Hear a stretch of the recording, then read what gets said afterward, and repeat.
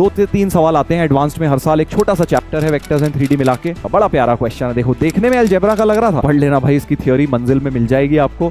इसके ऊपर क्वेश्चन जरूर आएगा एसटीपी वीटीपी के ऊपर। एडवांस में आ रहा है बेटा वेक्टर्स 3D के ऊपर, 2-3 साल से आ रहा है हर बार। लास्ट ईयर भी था, उससे पिछले साल भी था। लाइंस कोप्लेनर है यार, अरे यार बहुत ही आसान कॉन्सेप्ट लग गया। 3 लाइंस कोप्लेनर कब होती हैं? जब एडवांस में बेटा वो भी आएंगे जो तुम कर पाओगे, ठीक है, तो उन पे भी फोकस करना है यार। एक साइड है जिसका कोऑर्डिनेट ही 2 तक जा रहा है, तो इंस्क्राइब्ड स्फीयर 2 से बड़ा कैसे हो जाएगा? खुद ही सोच के देखो ना यार। हेलो बच्चों, कैसे हो बेटा आप सब लोग? आई होप आप सब लोग बेटा अच्छे हैं और आप लोगों की पढ़ाई जेईई एडवांस की बढ़िया तरीके से चल रही होगी। इनफैक्ट चल ही रही है, मैं देखता हूं आप लोगों के कमेंट्स जब आप लोग लेक्चर्स देखते हैं। बहुत बढ़िया बेटा, बस जिन लोगों ने स्टार्ट किया था इस सीरीज को एंड तक टिके रहना है बेटा, क्योंकि आपको एंड तक जब आप खत्म करेंगे सीरीज तब आप देखेंगे इंप्रूवमेंट आपके अंदर काफी ज्यादा आ गया होगा जब आपने स्टार्ट किया था। ठीक है भाई, तो पिछली क्लास में हमने कैलकुलस खत्म किया था, डिफरेंशियल इक्वेशंस मैंने आपको करवा दिया था। उस पूरा कैलकुलस एक तरह से हमने निपटा लिया एक एक चैप्टर कर करके। और अब बारी है बेटा vector geometry and 3D vectors algebra and 3D geometry की। इसके ऊपर भी 2 से 3 सवाल आते हैं एडवांस्ड में हर साल। एक छोटा सा चैप्टर है वेक्टर्स एंड 3D मिला के, बहुत ज्यादा स्कोरिंग। तो पिछले कुछ चैप्टर्स जो मैंने आपको कराए हैं वो सब वो चैप्टर्स हैं जो स्कोरिंग है। एरिया हो गया, डिफरेंशियल इक्वेशन हो गया, वेक्टर 3D हो गया, तो ये सारे चैप्टर्स के आपको क्वेश्चन करने के हाई प्रोबेबिलिटी है कि आपसे एग्जाम में हो जाएगा। ठीक है, तो इसमें भी 3 क्वेश्चन आते हैं। 2024 में भी 3 क्वेश्चन आए थे, तो उसमें से जनरली 2 तो सभी बच्चों ने कर लिए थे, एक थोड़ा डिफिकल्ट होता है जनरली, बट 2024 में तो हालांकि तीनों ही ईजी आए थे। 2023 में एक फिर भी डिफिकल्ट आ गया था। तो आप ये मान के चलिए अगर इसके 3 क्वेश्चन आएंगे एटलीस्ट 2 तो आपसे आराम से हो जाएंगे। ठीक है, उसके लिए आपको क्या करना है, बस अपने फॉर्मूले रिवाइज करने हैं, नोट्स रिवाइज करके रखना है। थोड़े क्वेश्चंस मैं आज करवा रहा हूं, उनको आप लोग कर लीजिए। ठीक है, चलिए तो स्टार्ट करते हैं वेक्टर्स एंड 3D ज्योमेट्री। उसमें हम वही इंपॉर्टेंट ब्रेन टीजर्स करेंगे। उससे पहले एक बार पिछले लेक्चर में क्या था, डिफरेंशियल इक्वेशंस के बारे में थोड़ी सी एक चीज आपको बता देता हूं। पिछले लेक्चर में जो हमने brain teaser number I guess 8th था वहां पे या 12th था, एक बार देख लेना। इसके ऊपर आप कमेंट सेक्शन में लिख रहे थे कि सर जब आपने सॉल्व किया, जब मैंने इसे सॉल्व किया था तो बेसिकली यहां dx ले गया था मैं, तो x dx plus y dy लिखा था। ठीक है जी, और इधर मैंने x dy minus y dx लिख दिया था, और बेसिकली मैंने dx और dy काट दिए थे जो एलसीएम वाले हैं ना, तो वो थोड़ी सी मिस्टेक थी, बट सॉल्यूशन अपना सही था। एक्चुअली टाइपिंग मिस्टेक थी क्वेश्चन में, तो बेसिकली ये dy ऊपर चले जाएगा, dx नीचे, और एक यहाँ dy बाई dx भी था जो वहां पे टाइप नहीं हो पाया था, तो वो इस dy बाई dx से कट जाएगा बेटा। तो ये हमारा ऐसा कुछ बन जाएगा। थोड़ा सा टाइपिंग मिस्टेक था उस क्वेश्चन में, बाकी सारी चीजें सही थी। आप लोगों ने कमेंट सेक्शन में बताया था कि सर ये चीज हो गई है, तो वो जो है क्वेश्चन मैंने जो है ना सॉल्व जब किया था तो अनटाइप्ड फॉर्मेट में किया था, तो उस समय मैंने ध्यान दिया नहीं, यहाँ पे dy बाई dx मिस हो गया बाद में। ठीक है, तो इसका सोल्यूशन बिल्कुल सही है। जो पहले आए थे आई गेस A और C आए थे शायद हमारे, है ना, वही आंसर्स हमारे इसके भी रहेंगे। ठीक है, तो ये क्वेश्चन वहां डिस्कस किया था, इसमें एक टाइपिंग मिस्टेक क्वेश्चन में थी, ये वाला dy बाई dx नहीं था, मैंने आपको बता दिया है। कैसे किया था हमने, ये पोलर सब्सटीट्यूशन से किया था, है ना, r cos theta r sin theta मान के किया था बेटा। चलिए आगे बढ़ जाते हैं। अब हम आ जाते हैं वेक्टर्स एंड 3D ज्योमेट्री के ब्रेन टीजर्स पे। तो पहला सवाल जल्दी से बेटा वही करना है जो आप करते आए हैं, पॉज करना है, ट्राई करना है और देखना है आपसे कितने क्वेश्चंस हो पा रहे हैं। टाइम बाउंड करके करना है, बहुत ज्यादा समय भी नहीं देना है। 2-3 मिनट सोच लो, अगर तुमसे नहीं हो रहा हिंट ले लो, फिर 2-3 मिनट सोच लो, बस मैक्स इतना। तो आपको लगभग 6 से 7 मिनट एक क्वेश्चन को देने। अगर उसमें हो गया, क्लिक हो गया तो ठीक है, तो फिर भी थोड़ा 10 मिनट तक दे दो, नहीं क्लिक हुआ तो आप सोल्यूशन देख लीजिए। चलिए, LMX YZ are real numbers and L square plus M square plus N square जो है 3 दिया हुआ है, 36 दिया है sorry, x square plus y square plus z square 49 दिया हुआ है, और LX plus MY plus NZ 42 दिया हुआ है। तो क्योंकि मैंने एक क्वेश्चन वेक्टर्स में दिया है, हिंट आपको वैसे ही मिल गई कि हमें वेक्टर्स अज्यूम करने हैं। और वेक्टर्स क्या मानेंगे, पहला वेक्टर मान लेंगे LI cap plus MJ cap plus NK cap. Sir आपको कैसे पता, क्योंकि इसका मैग्नीट्यूड दिया हुआ है ना, इसी का मैग्नीट्यूड दिया है। और V2 वेक्टर मान लेते हैं similarly XI cap plus YJ cap plus ZK cap. Also notice V1 dot V2 हमें दिया हुआ है बेटा, V1 डॉट V2 क्या आएगा, LX plus MY plus NZ जो हमें दिया हुआ है 42। ठीक है जी, ये हमें गिवन है, ये हमने कंसीडर किया है। और क्या गिवन है, मॉड V1 भी हमें गिवन है। मॉड V1 हो जाएगा root L square plus M square plus N square, which is nothing but 6 इसका रूट, है ना। और mod V2 similarly, mod V2 भी गिवन है हमें 7। तो अब आप अगर एक बात नोटिस कर रहे हैं 7 6 42 होता है, यानी कि इन तीनों से मैं बोल सकता हूं कि गिवन है v1 dot v2 is mod v1 mod v2 का प्रोडक्ट दिया हुआ है बेटा, है ना, क्योंकि 7 6 42 42 इक्वल टू 42 आ जाएगा। यानी बहुत ही प्यारी बात हो गई, आपको v1 डॉट v2 का फॉर्मूला तो पता है, mod v1 mod v2 cos theta. तो यहां से बेटा मॉड v1 कटा मॉड v2 कॉस थीटा बराबर 1, इसका मतलब थीटा बराबर 0। यानी कि जो वेक्टर्स हैं वो कैसे हैं, पैरेलल वेक्टर्स हैं बेटा, पैरेलल वेक्टर्स हैं। तो ये जो दोनों वेक्टर्स हैं v1 is parallel to v2, parallel का मतलब रेशियो सेम रहता है, यानी कि l by x equal to m by y equal to n by z, ये रेशियो जो है सेम रहेगा। अब हमें निकालना क्या है, x plus y plus z upon l plus m plus n निकालना है। तो कैसे निकालेंगे इसको, कुछ इक्वल टू लैम्डा मान लेते हैं, है ना। सो एल हो जाएगा x लैम्डा, एल क्या हो जाएगा लैम्डा x, m हो जाएगा लैम्डा y और n हो जाएगा lambda z। L m n की वैल्यू यहां पुट कर देते हैं, तो जो निकालना है वो है x plus y plus z upon ये lambda x lambda y lambda z, तो lambda common x plus y plus z, ये और ये कट गए, यानी 1 by lambda is what we have to find out. ये हमें निकालना है बेटा। अब लैम्डा चाहिए, इसका मतलब यानी ये रेशियो चाहिए। सर ये कैसे निकालूंगा, ये कैसे निकालूंगा, तो फिर से जो हमें डेटा दिया हुआ है दोस्त, हमें क्या दिया हुआ है, ये वाली इक्वेशन यूज कर लेते हैं ना, एल एक्स प्लस कोई सी भी कर लो, l x plus m y plus n z 42 है, तो ऑल्सो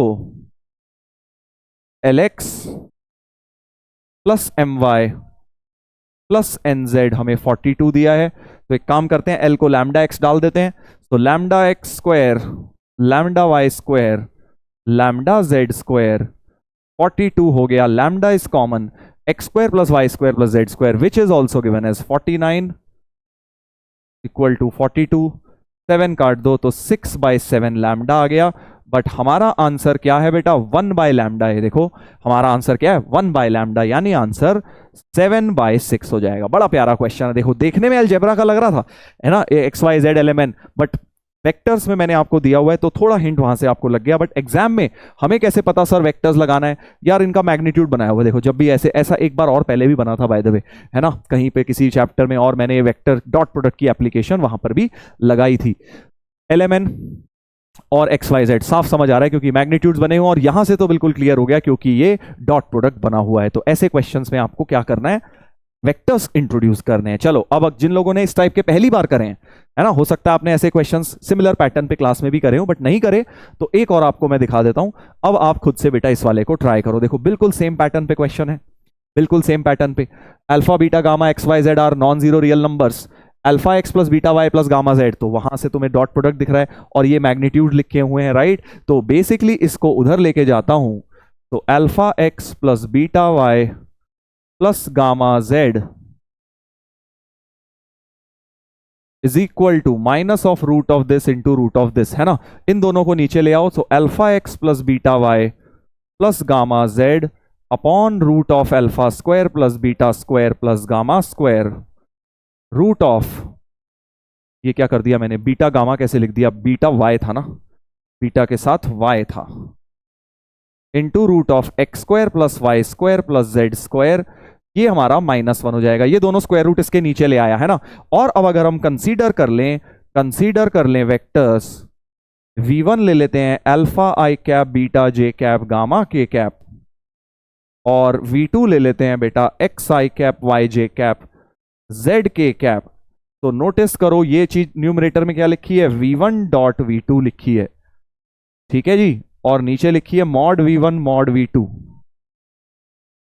इसकी वैल्यू -1, यानी कॉस थीटा की वैल्यू -1, कॉस थीटा, यही तो कॉस थीटा ही तो होता है। सो कॉस थीटा की value -1, way theta is the angle between vectors, so theta is pi, यानी वेक्टर्स क्या है, एंटी पैरेलल है बेटा। पैरेलल, एंटी पैरेलल मतलब है तो बेसिकली कोलिनियर वेक्टर्स ही हैं, बस ऑपोजिट डायरेक्शन में है, तो एंटी पैरेलल में भी रेशियो तो सेम ही आएगा, इन दोनों का रेशियो अभी भी सेम आएगा, बस वो नेगेटिव होगा रेशियो, है ना। So alpha upon x is equal to beta upon y is equal to gamma upon z minus something के बराबर होगा, रेशियो इनका नेगेटिव होगा, ठीक है। बट निकालना क्या है देखो हमें, alpha Y upon beta X, तो यहां से क्या आप इन दोनों से देख सकते हैं कि अल्फा वाई क्रॉस मल्टीप्लाई कर दूं तो alpha Y equal to beta X हो गया, यानी alpha Y upon beta X की वैल्यू तो 1 हो गई।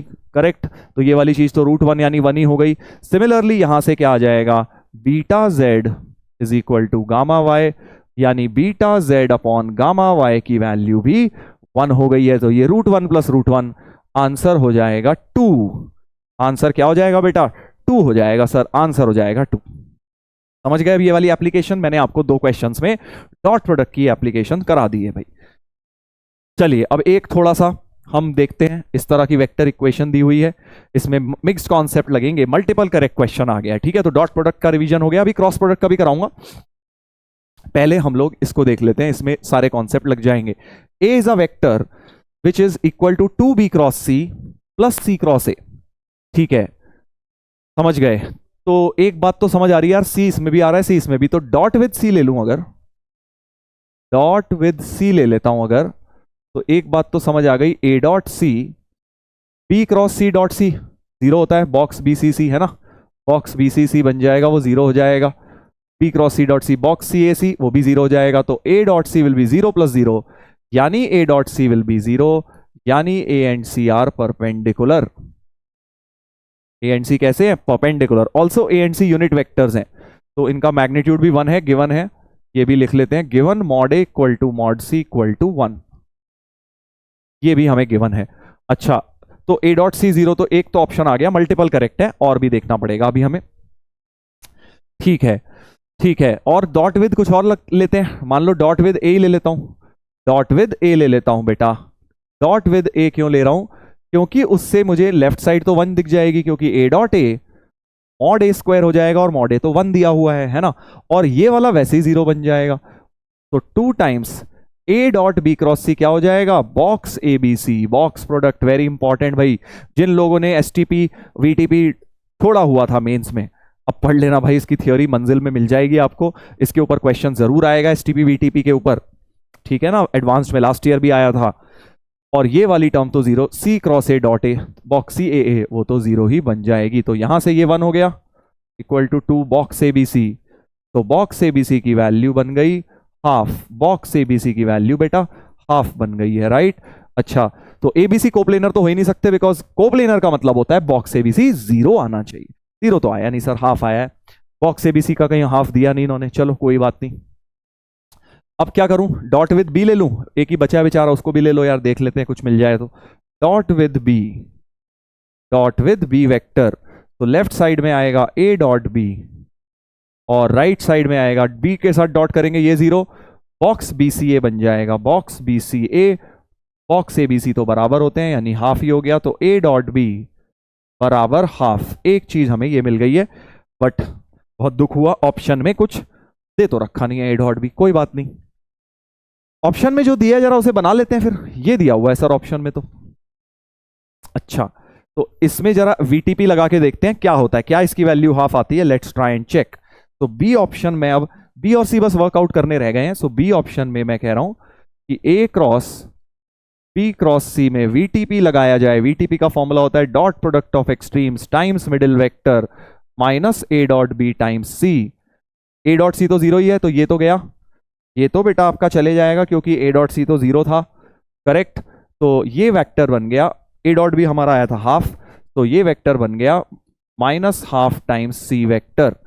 तो A cross B cross C बन गया minus half times C vector, but इसका मैग्नीट्यूड निकालना है तो दोनों तरफ मॉड ले लेता हूं बेटा, दोनों तरफ मॉड ले लेता हूं, ए क्रॉस बी क्रॉस सी क्या बन जाएगा, इसका तो हाफ और मॉड सी तो 1 ही है, तो हाफ ही बन जाएगा, यानी ये ऑप्शन तो हमारा करेक्ट आ गया है बेटा, बी ऑप्शन भी हमारा करेक्ट आ गया है, करेक्ट।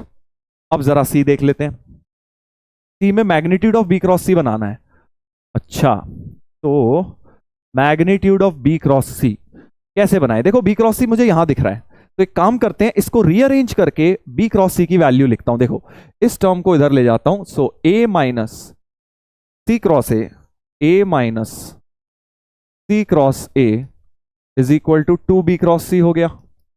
और अब क्या कर रहा हूं बेटा, दोनों तरफ मॉड लेके स्क्वायरिंग बोथ साइड्स कर देता हूं। स्क्वायरिंग बोथ साइड्स करूंगा तो ये आएगा mod A square plus mod C cross A whole square -2 a dot c cross ए, और राइट साइड में आएगा 4 मॉड बी क्रॉस सी whole square. Squaring both side क्यों किया है? मॉड बी क्रॉस सी बनाने के लिए मुझे क्वेश्चन में, क्योंकि मॉड बी क्रॉस सी बनाना है, स्क्वायरिंग करके बना लिया। अच्छा, अगेन ये वाली टर्म तो जीरो है, बॉक्स ए सी ए जीरो हो गया, बॉक्स मॉड ए स्क्वायर तो 1 था। अच्छा, मॉड सी क्रॉस ए होल स्क्वायर तुम निकाल सकते हो क्या भाई? मॉड सी क्रॉस ए होगा mod a mod C sine theta. अच्छा, सी और ए क्योंकि परपेंडिकुलर आ गए थे तो थीटा तो 90 हो गया, यानी कि साइन 90 और ए और का होल स्क्वायर बन गए। और मॉड ए मॉड सी दोनों 1 है क्योंकि ए और सी कैसे थे? यूनिट वेक्टर्स थे बेटा। तो ये चीज एक्चुअली तुम्हारी 1 ही हो गई है, राइट?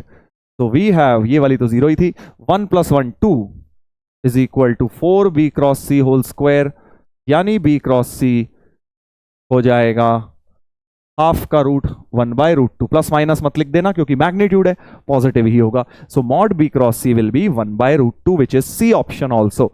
तो बी सी डी हमारे जो है सही हो गए। मल्टीपल करेक्ट क्वेश्चन एडवांस में आ रहा है बेटा वेक्टर 3D के ऊपर, 2-3 साल से आ रहा है, हर बार लास्ट ईयर भी था, उससे पिछले साल भी था। तो मल्टीपल करेक्ट और इंटीजर टाइप, या फिर एक वो आ जाता है पैसेज, वो वाला क्या बोलते हैं, पैसेज कह रहा हूँ, मैट्रिक्स मैच, ठीक है? ये तीनों में ही मेजरली क्वेश्चंस आ रहे हैं वेक्टर्स 3D ज्योमेट्री के। चलिए तो देखते हैं अगला सवाल, देखते हैं। ये हवाला एक तरह से इसमें हमारा STP VTP डॉट क्रॉस सारा कुछ रिवीजन हो गया इस एक क्वेश्चन के थ्रू। अब हम आ रहे हैं एक और बढ़िया क्वेश्चन पे, एक और बढ़िया क्वेश्चन। ओ इज ओरिजिन, थोड़ा ज्योमेट्रिकल एप्लीकेशन वेक्टर्स की देखते हैं। O is origin lies inside, lines नहीं है लाइज होगा, ये lies inside the triangle ABC। एक ट्राइंगल ABC के अंदर लाई कर रहा है origin ABC। Origin lies inside such that OA plus alpha OB plus beta OC। अच्छा, तो एक काम करते हैं यार, OA को अब क्या OA लेके चलेंगे हम, इनको इन वेक्टर्स की बात करने को कह रहे हैं, तो इसका position A B and C मान लेते हैं। मतलब मैंने OA वेक्टर को A वेक्टर माना है, इसको B वेक्टर और इसको C वेक्टर माना है, एक तरह से पोजीशन है क्योंकि वो ओरिजिन है। O को मैंने ओरिजिन वो तो दिया ही हुआ है, तो बेसिकली आपको दिया है A plus alpha B vector plus beta C vector की वैल्यू 0 दी हुई है, ठीक है? समझ रहे हैं, समझ रहे हैं, समझ रहे हैं। If area of triangle ABC is 5 times area of triangle OBC। अच्छा, तो OBC का जो एरिया है, देखो OBC का जो एरिया है इस ट्राइंगल का बेटा एरिया कहा जा रहा है, इस ट्राइंगल का, इस ट्राइंगल का एरिया और होल ट्राइंगल के एरिया का रेशियो 5 है, तो 5 टाइम्स दिस है मतलब, ठीक है? तो अगर इसको मैं Δ1 कह दूं, Δ1 is area of triangle OBC, तो ट्राइंगल OBC का एरिया तो बड़े आराम से लिख सकते हो, ये B है और ये C है, so half B cross C बन जाएगा। So half mod B cross C will be Δ1, ठीक है? Δ1 हो जाएगा। और आपको अगर पूरे ट्राइंगल का एरिया चाहिए, पूरे ट्राइंगल का एरिया क्योंकि ABC का लिखना है, so delta of ABC, area of triangle ABC को हम क्या कह रहे हैं? डेल्टा कह रहे हैं, और वो डेल्टा आ जाएगा half A cross B plus B cross C plus C cross A, ठीक है? ये हो गया हमारा। जब पोजीशन वेक्टर्स दिए होते हैं तो ये फॉर्मूला होता है एरिया ऑफ ट्राइंगल का, है ना? जब पोजीशन वेक्टर्स दिए हैं तो बड़े वाले ट्राइंगल के पोजीशन वेक्टर ABC हैं, तो ये फॉर्मूला हमने इस्तेमाल कर लिया है, ये फॉर्मूला हमने इस्तेमाल कर लिया है। अब इसका और इसका रेशियो दिया है, बट पहले मैं इन टर्म्स को हटाता हूं। देखो कैसे मैं क्या कर रहा हूं, ध्यान दीजिएगा मेथड। ये जो इक्वेशन थी इसका इस्तेमाल करके लेट से मैं इस इक्वेशन को अलग से लिख लेता हूं, A plus alpha B plus beta C, मैं क्या कह रहा हूं, क्रॉस विद A ले लेता हूं। क्यों ले रहे हो सर? अभी सब समझ आ जाएगा। देखो A cross A 0, alpha B cross A plus beta C cross A, या एक काम करो क्रॉस विद B लेते हैं। अभी सब लॉजिक बता रहा हूं क्यों, किसके साथ लेना है, ठीक है? तो A क्रॉस B और B क्रॉस B तो 0 हो गया, तो beta times C cross B हो गया। ठीक है, क्रॉस विद बी कर दिया है, तो यहां से तुम्हारे पास ए क्रॉस बी आ गया, बीटा टाइम्स बी क्रॉस सी। ठीक है, तो बेसिकली मेरा, क्योंकि ये वाला एरिया बी क्रॉस सी के टर्म्स में है, मैं क्या कर रहा हूं, ये वाला एरिया भी बी क्रॉस सी के टर्म्स में, ये टर्म तो है ही बी क्रॉस सी, अब ए क्रॉस बी की जगह भी मैं ये वैल्यू डाल दूंगा beta times B cross c, है ना, इसकी जगह क्या डालूंगा, बीटा टाइम्स बी क्रॉस सी, और वो तो बी क्रॉस सी है ही, और ऐसे ही बिल्कुल सी क्रॉस ए और बी क्रॉस सी में भी रिलेशन निकालूंगा।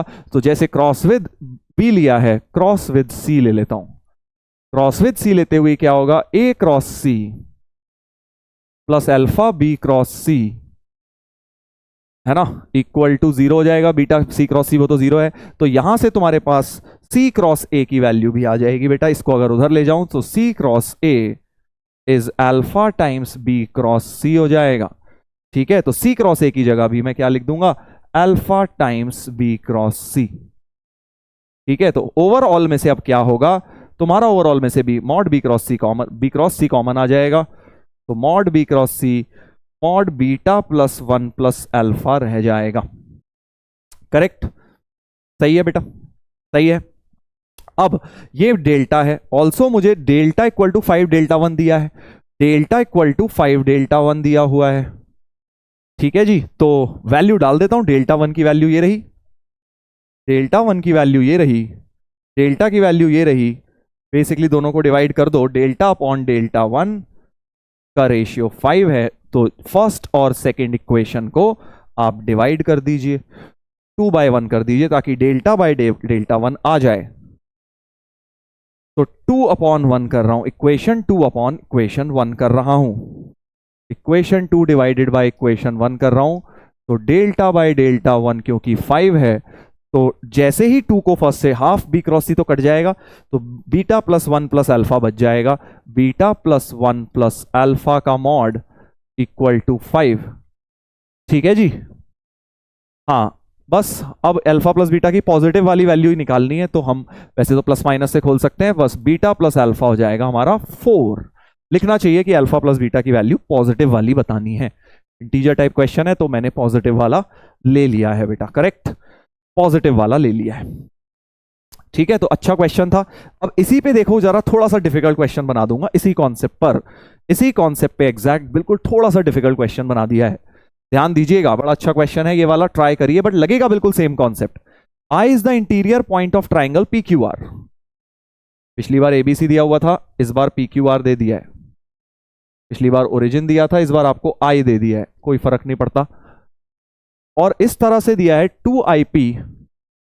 2IP plus 3IQ plus 5IR, इन तीनों का सम 0 है, इन तीनों का सम 0 है, अल्फा बीटा की जगह वैल्यू दी हुई है, देख रहे हो ना, पिछले वाले में तुम्हें अल्फा बीटा के टर्म में दिया हुआ था सर, यहां तो 1 था कोफिशिएंट, कोई नहीं 1 था, इस बार वो भी दे दिया कुछ, तो बिल्कुल वैसे ही स्टार्ट करेंगे, आई को ओरिजिन ले लेते हैं, सर ले सकता हूं, हाँ ओरिजिन कहीं मर्जी लो, क्या फर्क पड़ रहा है एरिया वगैरह के क्वेश्चन में, और इनके पोजीशन वेक्टर को पी क्यू एंड आर मान लीजिए, या एबीसी मानना है, जो मानना है मान लीजिए, चलो एबीसी मान लेते हैं, उसमें ज्यादा कंफर्टेबल रहते हैं हम, पी को मान लिया पोजीशन ए, क्यू का बी और आर का सी। ठीक है, तो हमारे पास गिवन इक्वेशन क्या है, गिवन इक्वेशन है 2a plus 3b vector plus 5c vector is 0। Area of triangle P Q R, P I Q, Q I R and are I P R denoted by A1 A2 A3। अच्छा, basically बड़े वाले का A है, और P Q I इस वाले का A1 area है, इस वाले का एरिया A1 है, और पी आई क्यू का A1 है, क्यू आई आर का A2 है, और आर आई पी का A3 है। ठीक है, तो obviously A equal to A1 plus A2 plus A3 हो गया, maximum of A1 A2 A3 5 है, मतलब इन तीनों में से जो सबसे बड़ा है वो 5 है। अब सर हमें कैसे पता कौन सा सबसे बड़ा है, यही तो निकालेंगे, और हमें बताना है value of A minus minimum of A1 A2 A3। बड़ा प्यारा क्वेश्चन है, बड़ा प्यारा क्वेश्चन। कैसे, अब देखो, हम स्टार्ट तो वैसे ही करेंगे, घबराना नहीं है क्वेश्चन देख के सर ये मैक्सिमम कैसे निकालूंगा, अभी पहले फॉर्मुलेट करो, सारे एरियाज अपने आप निकलेगा। तो for example what I want to say is, जैसे A1 क्या हो जाएगा, A1 हो जाएगा हाफ A क्रॉस B, है ना, हाफ ए क्रॉस बी हो जाएगा A1, हाफ ए क्रॉस बी हो जाएगा A1, A2 क्या हो जाएगा, मॉड भी लगा लो, हाफ बी क्रॉस सी हो गया, और A3 क्या हो गया, हाफ सी क्रॉस ए हो गया, और ए क्या हो गया, half mod A cross B plus B cross C plus C cross A हो गया बेटा, राइट। ये हो गया हमारा बड़े वाले ट्राइंगल का एरिया, करेक्ट। ठीक है सर, ठीक है। अब क्या करें, देखिए, तो अब क्या करेंगे, वही करेंगे जैसे पहले हमने किया था। हमने जैसे पहले इसमें सब कुछ मॉड बी क्रॉस सी के टर्म में लेके आए, यहां भी ऐसे ही करते हैं, यहां भी ऐसे ही करते हैं। जैसे आपके पास रिलेशन जो है, इसको यूज करके हम सब कुछ मॉड ए क्रॉस, सभी एक के टर्म में ले आओ, चाहे बी क्रॉस सी ले लो, चाहे ए क्रॉस बी ले लो, चाहे सी क्रॉस है, सबको एक के टर्म में ले आओ। हम सपोज बी क्रॉस सी के टर्म में ही लाते हैं, तो again 2a plus 3b, 2a plus 3b plus 5c की वैल्यू 0 है। क्रॉस विद b ले लेता हूं, क्रॉस विद b ले लेता हूं, तो मेरे पास आ जाएगा 2a cross b, b cross b तो 0 हो गया, प्लस 5c क्रॉस b, यानी a क्रॉस b की वैल्यू, a क्रॉस b की value 5/2 times b cross c आ गई। ठीक है, सिमिलरली क्रॉस विद c ले लेता हूं, just like previous question, cross with c ले लेता हूं, तो 2a cross c plus 3b cross c बराबर 0। तो इसको उधर ले जाइए, c क्रॉस a की वैल्यू हो गई 3/2 b क्रॉस c। देखो, इसको भी b क्रॉस c के टर्म्स में, इसको भी b क्रॉस c के टर्म में ले आया। अब यहां वैल्यू डाल देता हूं, है ना, तो ये हो जाएगा half into mod A cross B की जगह क्या डालोगे, मॉड ए क्रॉस बी की जगह डालेंगे 5/2 मॉड बी क्रॉस सी, 5/2 मॉड बी क्रॉस सी। चेक करिएगा जरा, सही बोल रहा हूं ना, क्या मैंने कुछ गड़बड़ तो नहीं करी है। हाँ, 235 था ना, 235 था, बिल्कुल सही है। और मैंने क्रॉस विद बी किया था, तो 2a cross B, 5c cross B, उधर जाके 5b क्रॉस सी हुआ, 5/2 हो गया, तो a क्रॉस बी की जगह 5/2 यानी ये 5/4 b क्रॉस सी हो गया। ठीक है भाई, ये क्या हो जाएगा, ये तो हाफ बी क्रॉस सी ही रहेगा, इसको आप बी क्रॉस सी के टर्म में ही रहने दो। और इसको सिमिलरली सी क्रॉस ए को लिख लोगे, सी क्रॉस ए को 3/2 बी क्रॉस सी, 3/2 बी क्रॉस सी, यानी हमारे पास क्या हो गया बेटा, 3/4 बी क्रॉस सी हो गया। ठीक है, इतनी बात समझ गए हो, इतनी बात समझ गए हो। अब एक काम करते हैं, मॉड बी क्रॉस सी को हम एक्स बोल देते हैं, let mod B cross C B X. ठीक है, मॉड बी क्रॉस सी को हम एक्स बोल रहे हैं, कुछ भी वैल्यू होगी एक्स। तो ये हो गया एक तरह से 5x/4, और ये हो गया x/2, और ये हो गया 3x/4। करेक्ट। तो अब तीनों में सबसे बड़ा कौन सा है, तुम्हें तो maximum of A1 A2 A3 क्योंकि 5 दिया हुआ है, सो A1 A2 A3 में क्लियरली सबसे बड़ा तो यही है, सबसे बड़ा। So maximum of A1 A2 A3, clearly max of A1 A2 A3 क्या है, A1 A2 A3 में से जो मैक्स है बेटा, मैक्स वाला एरिया कौन सा है, ये 5/4x वाला है, यानी कि 5/4x मैक्सिमम है, जो कि हमें दिया है 5।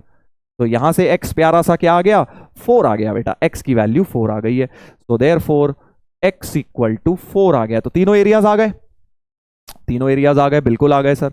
बस अब तो खेल ही खत्म हो चुका है, क्योंकि अगर तीनों एरिया आ गए, A1 तो तुम्हारा 5 हो ही गया, तो A1 तुम्हारा 5 हो गया, x तुम्हारा 4 आया था, तो A1 तुम्हारा 5 हो गया, A2 कितना हो गया, ठीक है जी, 4/2 2 हो गया, A2 2 हो गया, और A3 कितना हो गया, A3 हो जाएगा 3x/4 यानी 3 हो जाएगा। और इन तीनों का सम करके एरिया ही आ जाएगा। एरिया ऑफ ट्राइंगल एबीसी क्या है, this plus this plus this. तो डायरेक्ट क्यों निकालूं, फालतू में ये सब मत करो, डायरेक्ट 5 6 7 8 10। तो एरिया ऑफ ट्राइंगल एबीसी हो गया 10। और हमसे क्या पूछा है बेटा, ए में से माइनस करना है मिनिमम, तीनों में से जो मिनिमम है। तो तीनों में से मिनिमम 2 है, सो आंसर हो गया ए में से माइनस करना है इन तीनों का मिनिमम विच इज 2। तो 10 - 2 आंसर शुड बी 8। आंसर क्या होना चाहिए, 8 होना चाहिए। यार कितना प्यारा क्वेश्चन बन गया, राइट, जबरदस्त प्रॉब्लम बन गया। आई होप आप लोगों को बेटा क्लियर हो गया है क्या किया है हमने यहां पे। ठीक है, सही है, चलो आगे बढ़ते हैं, आगे बढ़ते हैं बेटा। डॉट एंड क्रॉस के एप्लीकेशंस हो गए। एक थोड़ा सा 3D ज्योमेट्री को मिक्स कर देते हैं अब एक क्वेश्चन में, ठीक है। तो हम मिक्स करेंगे, ऐसा नहीं है वेक्टर और 3D अलग अलग कराऊंगा, क्योंकि जेई में भी कई बार मिक्स्ड आते हैं। Straight lines are equal to lambda times this, are equal to lambda 2 times this, are equal to lambda, तीनों मतलब ओरिजिन से पास कर रही हैं और तीनों के parallel vector this and this हैं। तो 3 लाइन है जो ओरिजिन से पास कर रही हैं और तीनों के पैरेलल वेक्टर हमें दिए हुए हैं, ठीक है। आर कोप्लेनर, लाइंस कोप्लेनर है यार, अरे यार बहुत ही आसान कॉन्सेप्ट लग गया। 3 लाइंस कोप्लेनर कब होती हैं? जब बेसिकली तीनों के वेक्टर एक ही प्लेन में आएंगे, तीनों के जो पैरेलल वेक्टर हैं वो एक ही प्लेन में आएंगे, मतलब तीनों का एसटीपी 0 होगा। कोप्लेनर वेक्टर्स का मतलब एसटीपी 0। सो तीनों के जो पैरेलल वेक्टर्स हैं b1 b2 and b3 vectors respectively, वो कैसे होने चाहिए? कोप्लेनर। और कोप्लेनर की कंडीशन क्या होती है? Box product 0, box b1 vector b2 vector parallel vectors का बॉक्स 0 रख देता हूं बस, और बॉक्स का फॉर्मूला आपको पता ही है, तो अल्फा बीटा गामा, ठीक है। और पहले लिख लेता हूं, वाला कोई भी पहले लिख लो, 3 अल्फा 7 बीटा 5 गामा LMN। ये बॉक्स, ये डिटर्मिनेंट वैल्यू बेटा क्या होनी चाहिए? 0 होनी चाहिए सर, 0 होनी चाहिए। अच्छा, अब उसको इस रेशियो में लाना है हमें, L by alpha M by beta.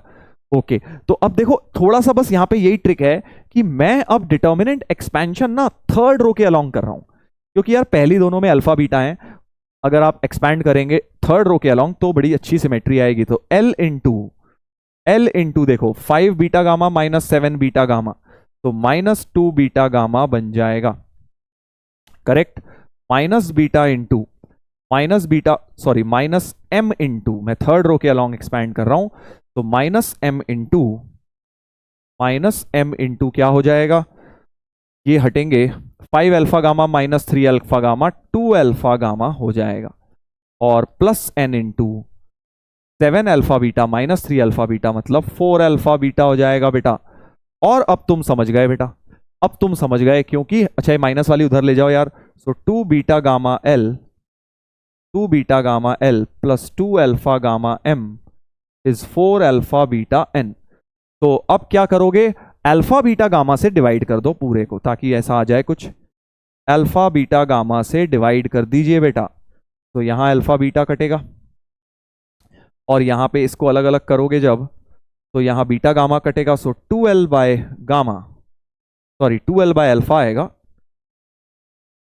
इधर आ जाएगा 2M बाय अल्फा गामा कटा बीटा, और इधर से 4N बाय गामा, 2 भी काट दो, एक 2 भी काट दो, इसका मतलब L by alpha plus M by beta is 2N by gamma, right.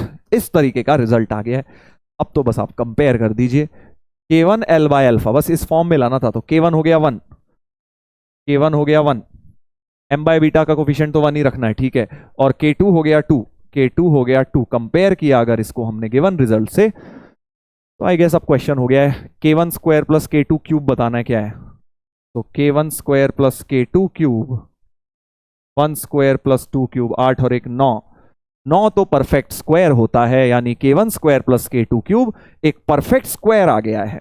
और K1 square plus K2 square, 4 और 1 5, प्राइम नंबर है, ये भी सही है, कॉम्पोजिट नहीं, गलत हो गया। सो K1 square plus K2 square 5 आया है, प्राइम नंबर होता है वो। So B and C are correct option. तो कॉन्सेप्चुअली कितना ईजी था सर, इतना ईजी आ जाएगा क्या बेटा? लास्ट ईयर एडवांस में आया है, सीधे बॉक्स 0 रखना था और उससे आंसर निकालना था। तुम्हें दिखा देता हूं, ऐसा ही सेम कॉन्सेप्ट पे क्वेश्चन आ चुका है लास्ट ईयर, अभी दिखाता हूं, देखो। वो तुम होमवर्क में करोगे, बट तुम्हें दिखा देता हूं अगर तुम्हें विश्वास ना हो तो। ये देखो, OP वेक्टर दिया है, OQ वेक्टर दिया है, OR वेक्टर दिया है, 3 vector such that OP cross OQ dot OR 0 दिया है, तो STP बस 0 रखना था, और आपको मतलब डिटर्मिनेंट वैल्यू 0 रखनी है। आराम से ये क्वेश्चन आपका आंसर आ जाएगा, इसको आप होमवर्क में निपटा लीजिएगा, ठीक है। तो बहुत ज्यादा ये नहीं कि सिर्फ टफ ही टफ क्वेश्चंस करने हैं सर, टफ वाले कराओ सर जिसमें कुछ नया कर लें। एडवांस में बेटा वो भी आएंगे जो तुम कर पाओगे, ठीक है, तो उन पे भी फोकस करना है। जैसे ये एक टफ क्वेश्चन है, अब इसको थोड़ा सा हम टफ लेवल का मान सकते हैं। सर टेट्राहेड्रन आता है क्या? 2023 में भी आया है, चेक कर लीजिएगा, 2022 में या 23 में आया था टेट्राहेड्रन पे क्वेश्चन, तो आने को आता है, बिल्कुल आता है। ये देखिए, volume of a tetrahedron is 5। तो वॉल्यूम ऑफ टेट्राहेड्रन आप लोगों को पता है, केमिस्ट्री में बहुत पढ़ा है तुम लोगों ने। इस तरह की फिगर होती है, एक ऊपर एक O है, ऐसे बाहर आ रहा है वो OABC, इस तरह की फिगर को टेट्राहेड्रन कहा जाता है। और इसका वॉल्यूम होता है, अगर ये ए बी सी वेक्टर्स हैं, ए बी सी वेक्टर्स हैं बेटा, ठीक है, तो box A B C 1/6 of box A B C, actually ये होता है वॉल्यूम, जो कि 5 दी हुई है, यानी box A B C mod value, basically box A B C की मैग्नीट्यूड 30 हो गया, 6 5 30 हो गया। Position vector of circum centre of tetrahedron, अब आएगा मजा। जो सर्कम सेंटर होता है, सर्कम सेंटर मतलब एक स्फेयर जो इन वर्टाइसिस से पास कर रहा होगा, जैसे ट्राइंगल में सर्कम सेंटर होता है ना, तीनों वर्टाइसिस से इक्विडिस्टेंट होता है वो ट्राइंगल में, तो इसमें क्या होगा, चारों वर्टाइसिस से जिसका डिस्टेंस बराबर होगा वो वाला सेंटर उसका रेडियस हो जाएगा, basically circum radius, centre will be circum centre. तो सर्कम सेंटर का जो टेट्राहेड्रन का जो सर्कम सेंटर है उसे इस तरह से एस्टैब्लिश किया गया है, linear combination of R1 R2 and R3 में। R1 R2 R3 क्या है पता नहीं, वही तो हमें निकालना है, उसका बॉक्स हमें निकालना है। बड़ा प्यारा क्वेश्चन है भाई। तो देखो हमें क्या करना है, बेसिकली सर्कम सेंटर को एस्टैब्लिश करना है as a linear combination of 3 vectors. अब देखो तुम्हें यह बात पता होगी कि भाई 3D ज्योमेट्री में किसी भी वेक्टर को एनी 3 वेक्टर्स के लीनियर कॉम्बिनेशन में स्टैब्लिश किया जा सकता है, any linear combination of any 3 non collinear non coplanar vector. जैसे कोई भी वेक्टर को आप एक्स आई कैप प्लस वाई जे कैप प्लस जेड के कैप लिखते हो, है ना, तो इस तरह से आई कैप जे कैप के कैप की जगह कोई से भी 3 वेक्टर के टर्म्स में किसी भी इस वेक्टर इन स्पेस को लिखा जा सकता है। That is what you call linear combination in space, right. एक होता है लीनियर कॉम्बिनेशन इन प्लेन, जहां पे बस R vector equal to X A plus Y भी लिख देते हैं, but linear combination in space हो जाता है any vector R can be written as X A plus Y B plus Z C vector. तो 3 वेक्टर के, अब कौन से 3 लूं, कोई मर्जी 3 ले लो, बस वो नॉन कोप्लेनर होने चाहिए। तो क्या सर एबीसी ले सकता हूं, हाँ एबीसी भी ले सकते हो, बट प्रॉब्लम क्या है ना, एबीसी से ऐसा कुछ मिलेगा नहीं। तो इसमें जो ट्रिक है वो बस ये है कि आप लेट कर दो linear combination of B cross C, C cross ए और ए क्रॉस बी के, ठीक है, इसके लीनियर कॉम्बिनेशन में जरा एस्टैब्लिश कर दो। कर सकते हो इसके में भी, किसी के भी 3 में कर सकते हो। सर हमें कैसे पता इसका करना है, वो इसलिए क्योंकि बेटा यहां से एक्स वाई जेड निकालना बड़ा आसान हो गया हमारे लिए। सोचो कैसे, अभी देखो कैसे निकलेगा। अब यहां से dot with A dot with B ये सब करूंगा, डॉट विद ए। अब देखो मुझे पता है आर जो वेक्टर है, क्योंकि उसका डिस्टेंस सबसे बराबर है, तो मान लो ये आर है, तो इसका आर का ओरिजिन से और आर का ए से डिस्टेंस तो बराबर होगा क्योंकि वर्टेक्स है। तो मॉड आर माइनस 0 यानी mod r equal to mod r minus a हो गया। स्क्वायरिंग बोथ साइड्स करेंगे तो mod r square is mod r square plus mod A square minus 2 r dot a. तो यहां से आपके पास आर डॉट ए की वैल्यू क्या आ जाएगी, मॉड ए स्क्वायर बाय 2 आ जाएगी बेटा। आर डॉट ए आ गया है हमारे पास, और अब जैसे ही इस इक्वेशन का डॉट विद ए लूंगा, अब तुम्हें समझ आएगा मैंने क्यों ये 3 वेक्टर लिए हैं, क्योंकि डॉट विद ए करते ही क्या होगा, डॉट विद ए वेक्टर करते ही यहां आर डॉट ए और यहां x, a cross B cross C dot a, तो बॉक्स ए बी सी बन गया, और c cross a dot a 0, a cross b dot a 0, दोनों वो 0 बन जाएंगे। इसलिए मैंने लीनियर कॉम्बिनेशन लिया है इस प्रकार का, ठीक है, इसलिए मैंने इस प्रकार का लीनियर कॉम्बिनेशन लिया है बेटा, ठीक है। अच्छा बॉक्स एबीसी तो 30 था ही, तो x और ये आर डॉट ए तुम्हारा मॉड ए स्क्वायर बाय 2 था, तो mod A square by 2 is equal to x into 30, तो x की वैल्यू आ जाएगी मॉड ए स्क्वायर बाय 60, ठीक है भाई। ऐसे ही y और z हो जाएंगे। सोचो जैसे mod r equal to mod r minus a किया, so mod r equal to mod r minus b भी होगा, वो तो सारे वर्टेक्स से। तो सिमिलरली r डॉट बी तुम्हारा क्या आ जाएगा, मॉड बी स्क्वायर बाय 2 आ जाएगा, ठीक है जी। r डॉट बी भी बिल्कुल ऐसे ही मॉड बी स्क्वायर बाय 2। तो बिल्कुल सेम तरीके से अब तुम डॉट विद b करोगे, ये 0 वो 0, सिर्फ ये बचेगा, तो सिमिलरली y की वैल्यू आ जाएगी mod B square by 60, same तरीका, और z की आ जाएगी mod C square by 60, correct, सही है।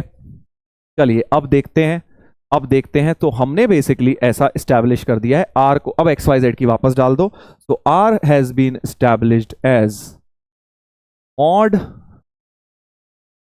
A square by 60 times B cross C, mod A square by 60 times B cross C plus mod B square by 60 times C cross A plus mod C square by 60 times A cross B. इस तरीके से मैंने are को establish कर दिया है। ऐसा ही कुछ चाहिए था, देखो ओ ए स्क्वायर आ रहा था, o a square is what mod A square, और वो ओ बी स्क्वायर और वो ओ सी स्क्वायर, बट नीचे तो 120 आ रहा है सर वहां, कोई बात नहीं, नीचे 120 आ रहा है तो भाई 2 से मल्टीप्लाई एंड डिवाइड कर दो तो आर वेक्टर हो जाएगा, उसको लिख दो o a square 2 times B cross C plus o b square 2 times C cross A plus o c square 2 times A cross b whole upon में 120 हो जाएगा बेटा, होल अपॉन में 120 हो जाएगा। So by comparing it with the given result, अब देखो ये उन्हीं को चमकेगा जिन्होंने क्लास में निकाल रखा है सरकम सेंटर का पोजीशन वेक्टर, ऐसे ही निकालते हैं बेटा, ऐसे ही निकाला जाता है, तो आपको तभी ये क्वेश्चन चमकेगा। ठीक है, तो अब कंपेयर किया जाए तो R1 vector is what, R1 vector ये वाला हो गया, ठीक है, सो R1 वेक्टर हो गया 2b क्रॉस c, R2 हो गया 2c क्रॉस a, और R3 हो गया 2a क्रॉस b। अब हमें क्या करना था, हमें तो बेटा बॉक्स R1 R2 R3 निकालना है, सो बॉक्स R1 R2 R3 इसकी वैल्यू डाल दो, 2b cross c 2c cross a 2a cross b। अब आपको पता है बेटा बॉक्स में से ये 2 हर बार बाहर, इस रो में से भी बाहर, इसमें से भी बाहर, इसमें से भी बाहर, क्योंकि ये डिटर्मिनेंट है बेटा, है ना, एक में आ रहा है मतलब एक पूरे कॉलम में आ रहा होगा, इसमें भी, तो तीनों में से 2, ये प्रॉपर्टी होती है ना बॉक्स के ए के बी के सी, क्या होता है K cube times box A B C होता है, राइट, तो 2 क्यूब बाहर आ जाएगा यानी 8 times box B cross C cross A cross B, और ये भी प्रॉपर्टी होती है बेटा box of B cross C cross A cross B क्या होता है, box A B C whole square होता है, याद रख लो ये चीज, box A B C whole square होता है, क्लास नोट्स में आपने ये बात पढ़ी होगी, नहीं पढ़ी तो याद रख लो, बॉक्स इस तरह का आ जाए तो box A B C whole square लिख सकते हो, बस box A B C I guess आपको पता ही था 30 था, तो ये हो गया 8 इंटू 30 का होल स्क्वायर 8 इंटू 900, तो 7200 आ गया हमारा आंसर जो है इसका, 7200 आ गया है बेटा, 7200 आ गया है, था ना कितना जबरदस्त क्वेश्चन, क्या क्या चीजें मिक्स हो गई देखो इसमें, टेट्राहेड्रन, उसका circumcentre, linear combination of 3 vectors, है ना, वहां डॉट क्रॉस तो लगा ही खैर, और उसके बाद जाके एसटीपी की प्रॉपर्टीज भी यूज हो गई हैं, सारा कुछ लग गया। तो ऑप्शन मैच करते हैं बेटा, 7200 आया है, sum of digits of n is a perfect square, sum of digits तो 9 है, 9 तो परफेक्ट स्क्वायर होता है, बिल्कुल ठीक है ये, sum of digit of n is perfect cube नहीं है तो गलत है, 9 तो परफेक्ट स्क्वायर था, sum of digits of n is even 9 आया वो तो गलत है, sum of digits of n is odd 9 odd होता है, तो a and d should be the correct answers. Integer type भी बना सकते थे, इसकी वैल्यू पूछ लेते, 7200 आ गई है करेक्ट, यह पूछ लेते what is the volume of parallelepiped formed by R1 R2 R3 7200, what is the volume of tetrahedron formed by R1 R2 and R3, 1/6 से मल्टीप्लाई और कर देते हैं इस आंसर को, मतलब अलग अलग तरीके के क्वेश्चंस बन सकते हैं। तो ये हो गया आपका लीनियर कॉम्बिनेशन का एप्लीकेशन। टेट्राहेड्रन को हम याद रखिएगा हमेशा, सर आपने लीनियर कॉम्बिनेशन ऑफ एबीसी क्यों नहीं लिखा, इसलिए नहीं लिखा क्योंकि फिर मैं डॉट विद करके सीधे मेरा एक्स नहीं निकलता, बहुत लंबी लंबी क्वेश्चंस बन जाती, ठीक है, इसलिए मैंने वो नहीं किया है। तो सरकम सेंटर ऑफ टेट्राहेड्रन को हमेशा इन तीनों के लीनियर कॉम्बिनेशन में स्टैब्लिश किया जाता है, उससे हमारा फास्ट निकलता है, इजी निकलता है। चलो ये हो गया 7th नंबर। अब आ जाते हैं ब्रेन टीजर नंबर 8। एक और बड़ा ब्यूटीफुल क्वेश्चन है, एक और बहुत ही बढ़िया क्वेश्चन। एक टेट्राहेड्रन फिर से दिया है, sphere is inscribed in a tetrahedron whose vertices are this this and this. Notice करो जो वर्टाइसेस हैं, एक तो ओरिजिन ही है और बाकी तुम्हारे कोऑर्डिनेट एक्सिस पर दिए हुए हैं वर्टाइसेस। तो ऐसा टेट्राहेड्रन बन रहा है, एक तो ओरिजिन है, एक ए है 8,0,0, बी है 0,6,0, और 0,0,2। ठीक है, radius of the sphere is m/n। अच्छा, कौन सा स्फेयर? इंस्क्राइब्ड का। पिछला क्वेश्चन क्या था? सर्कमस्क्राइब्ड स्फेयर का था, या ये कह लीजिए, है ना, सर्कम सेंटर मतलब सर्कमस्क्राइब्ड स्फेयर जो बाहर से निकल रहा था। अगला क्वेश्चन किसका है? इंस्क्राइब्ड स्फेयर का।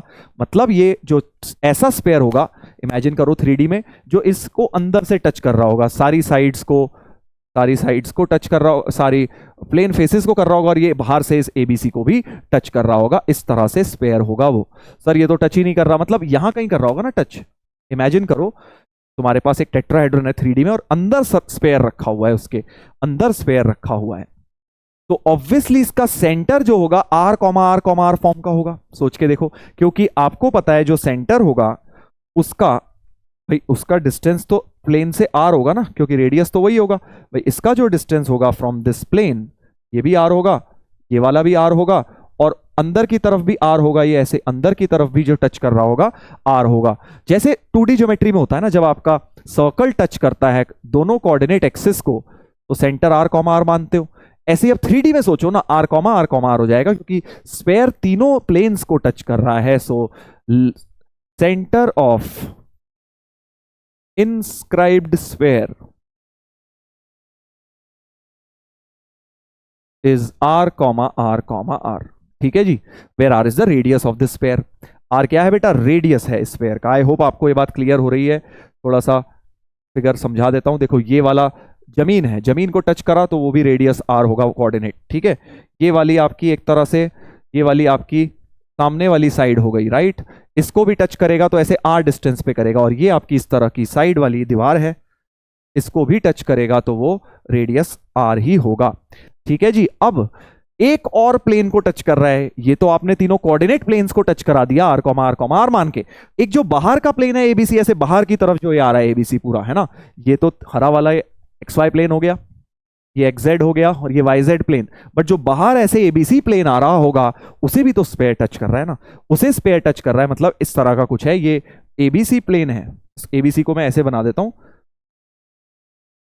ठीक है, इस ABC को भी तो टच कर रहा होगा वो, यानी इस ABC का भी डिस्टेंस फ्रॉम r, r ही हो रहा होगा, है ना। ये ABC प्लेन है तुम्हारा, ABC को मैंने इस तरह से उल्टा करके बना दिया है। सो क्योंकि उसे भी टच कर रहा है, स्पेयर क्या है, इस एबीसी को भी इस साइड से टच कर रहा होगा, तो उसका भी सेंटर का डिस्टेंस, तो distance of r, r from the plane ABC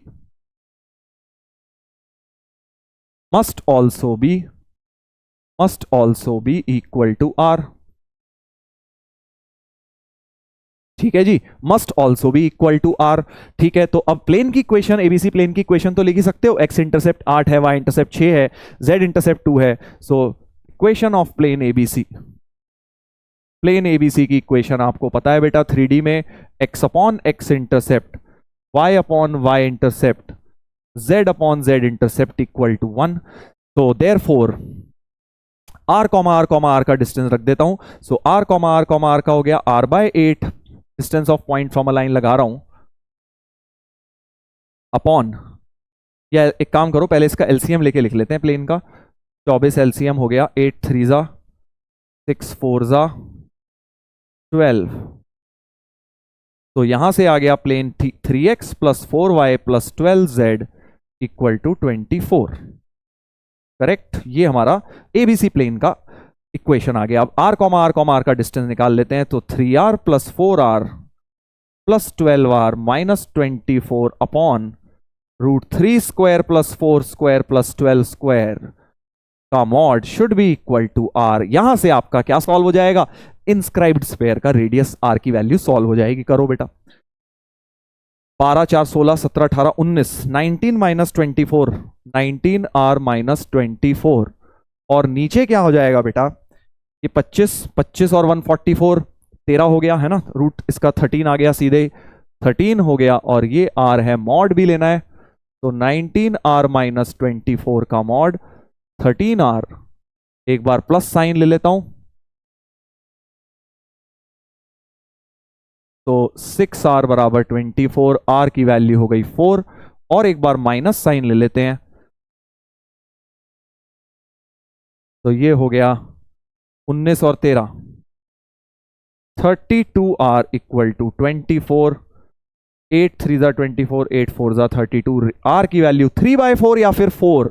अब तुम्हें सोचनी है दोनों में से कौन सी होगी बेटा इंस्क्राइब्ड स्फीयर की। यार एक साइड है जिसका कोऑर्डिनेट ही 2 तक जा रहा है, तो इंस्क्राइब्ड स्फीयर 2 से बड़ा कैसे हो जाएगा, खुद ही सोच के देखो ना यार, वहां उसे टच करना है तो ऑब्वियसली इसके अंदर ही रहना है। सो देयरफॉर R की वैल्यू ये वाली एक्सेप्ट करेंगे और वो वाली रिजेक्ट करेंगे बेटा। ठीक है, तो इंस्क्राइब्ड स्फीयर का रेडियस आएगा 3/4। ठीक है, बट वो कह रहे हैं m/n फॉर्म का है, तो m+n तुम्हारा 7 हो गया। 7 हो गया बेटा, m+n इंटीजर टाइप क्वेश्चन बन गया है, 7 हो गया आंसर, राइट। अच्छा क्वेश्चन था ना। तो इसका इन स्फीयर का सेंटर भी पता लग गया हमें, सेंटर भी r, r आया था, और रेडियस भी पता लग गया, करेक्ट। इन स्फीयर का, सर्कमस्फीयर का मैंने आपको करा ही दिया, पिछला वाला सर्कमस्क्राइब्ड का। सर्कमस्क्राइब्ड का इजी होता है क्योंकि क्या है, सीधे डिस्टेंस फॉर्मूला लगाना है, उस पॉइंट का दोनों सब पॉइंट से वर्टेक्स से डिस्टेंस बराबर रख लो। बट इंस्क्राइब्ड में क्या होता है, प्लेन से डिस्टेंस बराबर रखना पड़ता है, that is when it becomes a little tricky. चलिए, ये हो गया हमारा ब्रेन टीजर नंबर 8। एक और बड़ा बेहतरीन ब्रेन टीजर 9 नंबर पर आते हैं, देखते हैं क्या है इसके अंदर। In a triangle ABC angle CAB is 90। अच्छा, एंगल ए 90 दिया हुआ है, तो मैं ऐसे ही बना लेता हूं, चलो तुम नॉर्मल वाला भी बना सकते हो। ए बी सी ये हो गया, ठीक है, एंगल सी ए बी 90 हो गया। ए बी की लेंथ हमें 1 दी हुई है, ये वाली लेंथ 1 है, ये √3 है, ठीक है।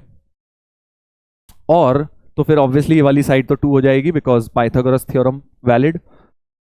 आगे क्या बोला जा रहा है, P is a point inside the triangle ABC such that, फिर से वैसा सा ही क्वेश्चन है कुछ इस बार, बट क्या है, P is a point inside this triangle such that आपको क्या दिया हुआ है बेटा, आपको इस P ट्राइंगल P पॉइंट का, अगर मैं फिर से P को ओरिजिन मान लेता हूं, फिर से पहले की तरह करता हूं, इसको ओरिजिन मान लेता हूं, इसको B, इसको C, इसका पोजीशन।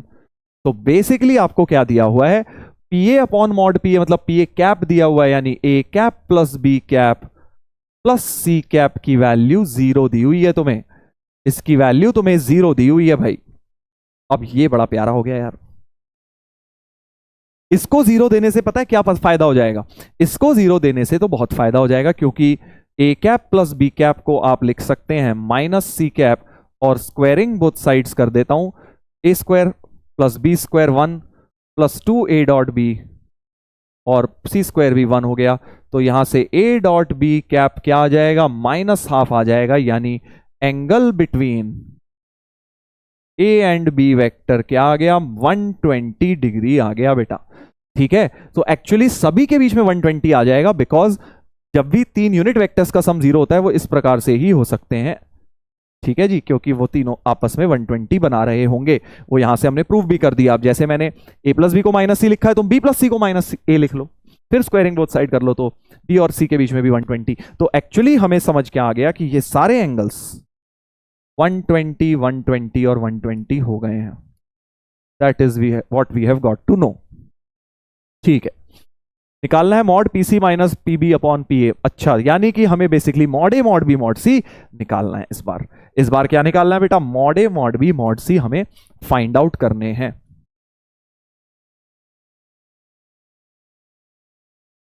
ये हमें फाइंड आउट करने हैं, ये हमें फाइंड आउट करने हैं। ठीक है, ठीक है, समझ रहा हूं। तो यार देखो, अलग अलग तरीके हैं अब सोचने के, है ना। एक तरीका तो ये है, चलो यार एरिया से ही चला जाए, क्योंकि आज हमने एक ऐसे क्वेश्चन में किया था कि यार दिस ट्राइंगल प्लस दिस इसका एरिया ओवरऑल ट्राइंगल के एरिया के बराबर है। तो एक रिलेशन तो मैं यहां लिख सकता हूं, area of triangle PBC, triangle PBC का एरिया प्लस ट्राइंगल पीएसी का एरिया प्लस ट्राइंगल पीएबी का एरिया, ये आपका क्या होगा, एरिया ऑफ ट्राइंगल एबीसी के बराबर होगा।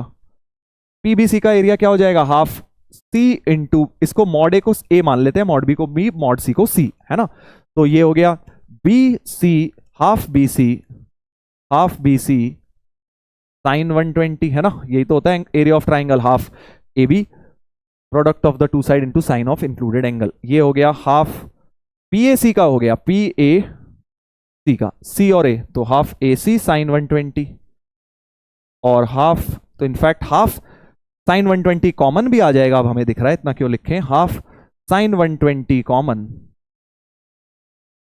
इधर आएगा बी सी प्लस ए सी प्लस ए बी, और वहां आ जाएगा बेटा, वहां क्या आ जाएगा, एरिया ऑफ ट्राइंगल तो ओरिजिनल था, परपेंडिकुलर इसका √3 था, बेस इसका 1 था, तो half √3 into 1, original triangle ABC का एरिया लिख दिया।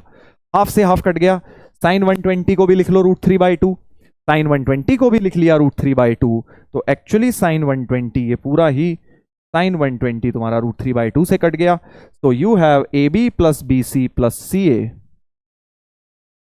इज इक्वल टू 2 आ गया। हमें एबीसी निकालने हैं, बेसिकली हमें एबीसी निकालने हैं, ठीक है। और कुछ आ सकता है क्या, और भी आ सकता है यार, देखो मॉड ए माइनस बी 1 है ना, मॉड ए माइनस बी 1 है, तो mod A minus b is 1, mod b minus c कितना दिया हुआ है बेटा, मॉड बी माइनस सी है तुम्हारा 2 साइड लेंथ, और मॉड ए माइनस सी तुम्हारे पास था √3, स्क्वायरिंग बोथ साइड्स कर दो तो a square plus b square -2 a dot b, है ना। अब -2 ए डॉट बी जो आएगा, ए डॉट बी को लिख दिया ए बी कॉस 120, क्योंकि angle between A and B क्या थे बेटा, 120 थे, दिस और दिस, इसके बीच में एंगल 120 था, ठीक है। तो यहां से क्या आ जाएगा, एक्चुअली कट ही जाएगा, प्लस ए बी रह जाएगा बस, तो a square plus b square plus A b 1 हो गया। सिमिलरली यहां भी b square plus c square plus B c तुम्हारा 4 हो जाएगा, और यहां से a square plus c square plus A c तुम्हारा 3 हो जाएगा। खेल समझ रहे हो भाई। अब तुम्हारे पास ये 3 इक्वेशंस हैं, एक ये भी आ गई है इनमें रिलेशन, ठीक है। तो तुम्हें एबीसी अब सॉल्व करने हैं। इनफैक्ट अगर मैं ऐड कर दूं तीनों को, तो 2 times a square plus b square plus c square plus A B plus B C plus C a 8 हो गया। ये चीज हमने निकाली थी, 2 आई थी, तो 2 times a square plus b square plus c square 8 - 2 6 हो गया, यानी a square plus b square plus c square हमारा 3 हो। बेसिकली एक लेंदी मेथड तो ये है, एल्जेब्रिक मेथड, जिससे हमने बैठ के एबीसी अब हम सॉल्व कर लेंगे, और कुछ कुछ कर लेना, इसमें वापस वैल्यू डाल देना, एबीसी तुम्हारे सबट्रैक्ट कर देना, कुछ कुछ करके निकल जाएगा, a plus b plus c निकल आएगा एक्चुअली, क्योंकि तुम्हारे पास a plus b plus c whole square होता है, a square plus b square plus c square plus 2 into a B plus B C plus C a which is also 2। तो यहां से तुम्हारे पास a plus b plus c क्या आ गया है बेटा, √7 आ गया है, पॉजिटिव वाला ही लेंगे, मैग्नीट्यूड्स थे, ठीक है। तो a plus b plus c क्या आ गया, √7 आ गया। उससे अब तुम खेल कर लेना कुछ कुछ, इसमें सबट्रैक्ट करना दोनों इक्वेशंस को, और उससे तुम्हारे एबीसी जो है सॉल्व हो जाएंगे बेटा। एबीसी की लेंथ ही तो सॉल्व करनी है, बिकॉज हमें यहाँ पे डालना है, बट मैं पूरा नहीं कर रहा हूँ इससे, क्योंकि मैं आपको एक बेटर मेथड बता रहा हूँ। ये तो हो गया एल्जेब्रिक, दिमाग ज्यादा नहीं लगाया हमने, कुछ भी एबीसी में इक्वेशंस बनाते गए, सॉल्व करते गए। Now let me tell you a geometrical method, क्योंकि थोड़े बहुत एंगल्स पता है हमें, ये सब इससे भी हम थोड़ा सॉल्व कर सकते हैं क्वेश्चन को। तुम्हें पता है जब ज्योमेट्री लगती है तो कई बार कैलकुलेशंस बहुत आराम से हो जाती हैं। तो लेट्स सी मेथड नंबर 2। यहां तक तो सब सेम है, ये 120 निकाला हमने, जो हमने इसके बाद ये खतरनाक कैलकुलेशन स्टार्ट करी, इन्हें हम अब नहीं कर रहे हैं, instead we will go with geometry, ठीक है। कैसे ज्योमेट्री लेंगे सर, देखो एक काम कर सकते हैं हम, ये वाला एंगल हम थीटा मान लेते हैं, थोड़ा साइन लॉ कोसाइन लॉ का इस्तेमाल करूंगा बेटा। तो मेथड 2 बाय ज्योमेट्री,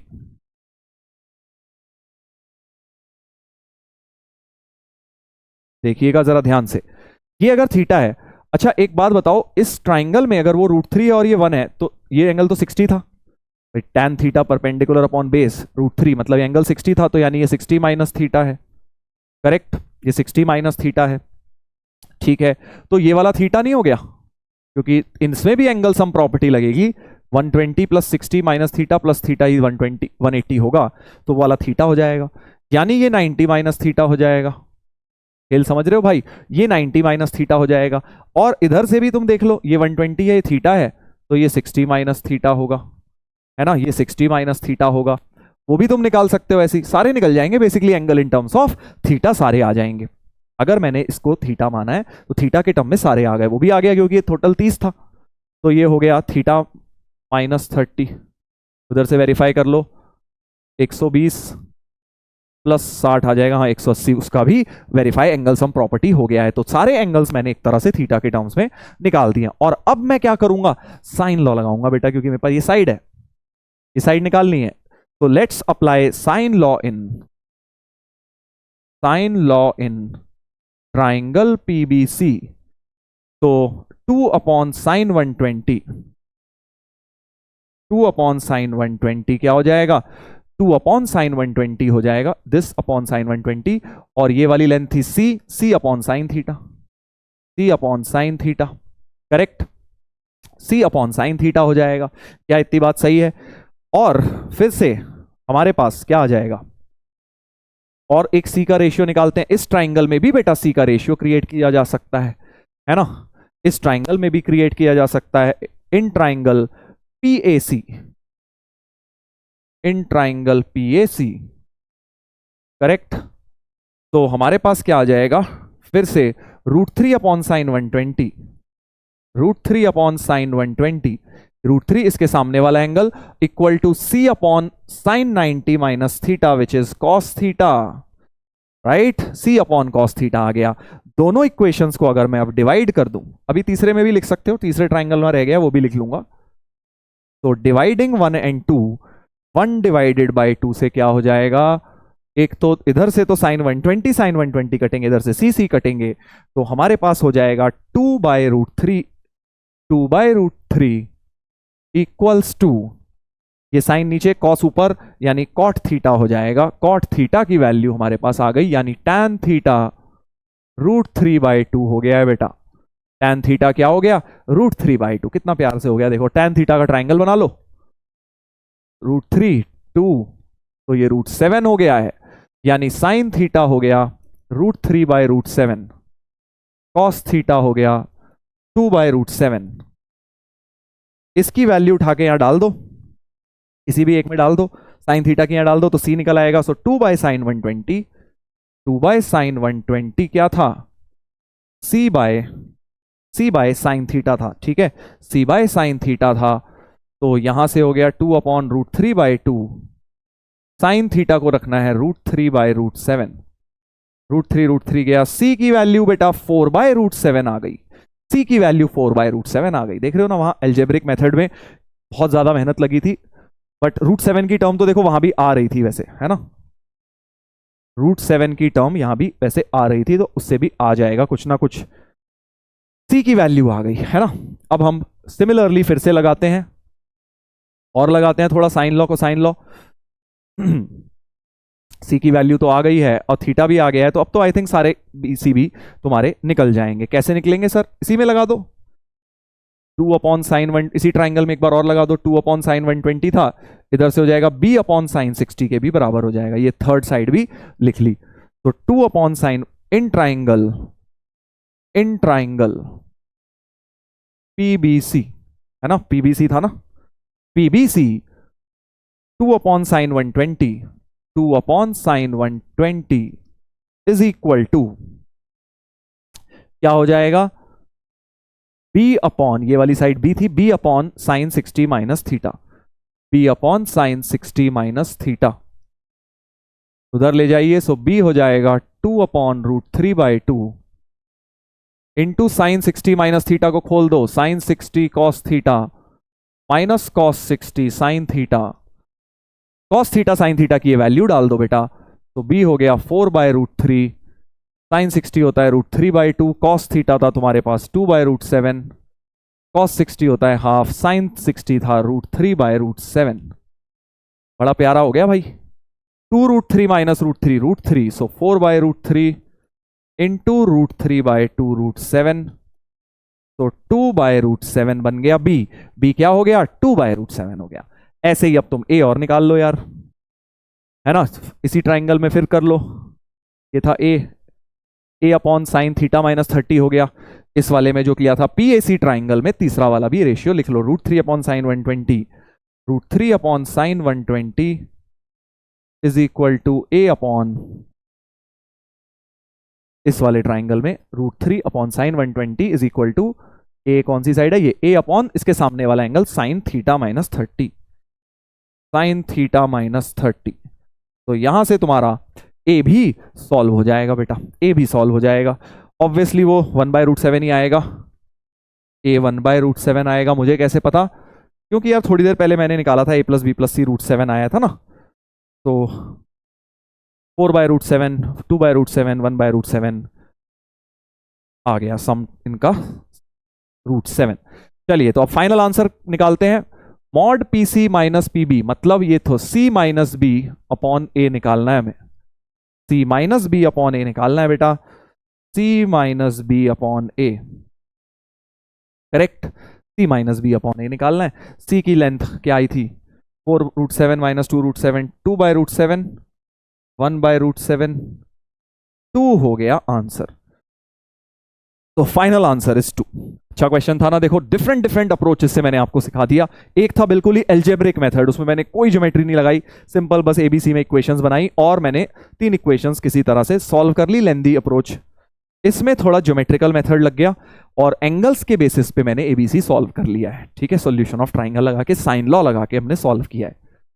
चलिए तो ब्रेन टीजर नंबर 9 हो गया है ये वाला। अब आ जाते हैं 10 नंबर पे। एक और बहुत ही बढ़िया क्वेश्चन, एक और बहुत ही बढ़िया क्वेश्चन है। देखिएगा क्या है। ए एंड बी 2 पॉइंट दिए हुए हैं।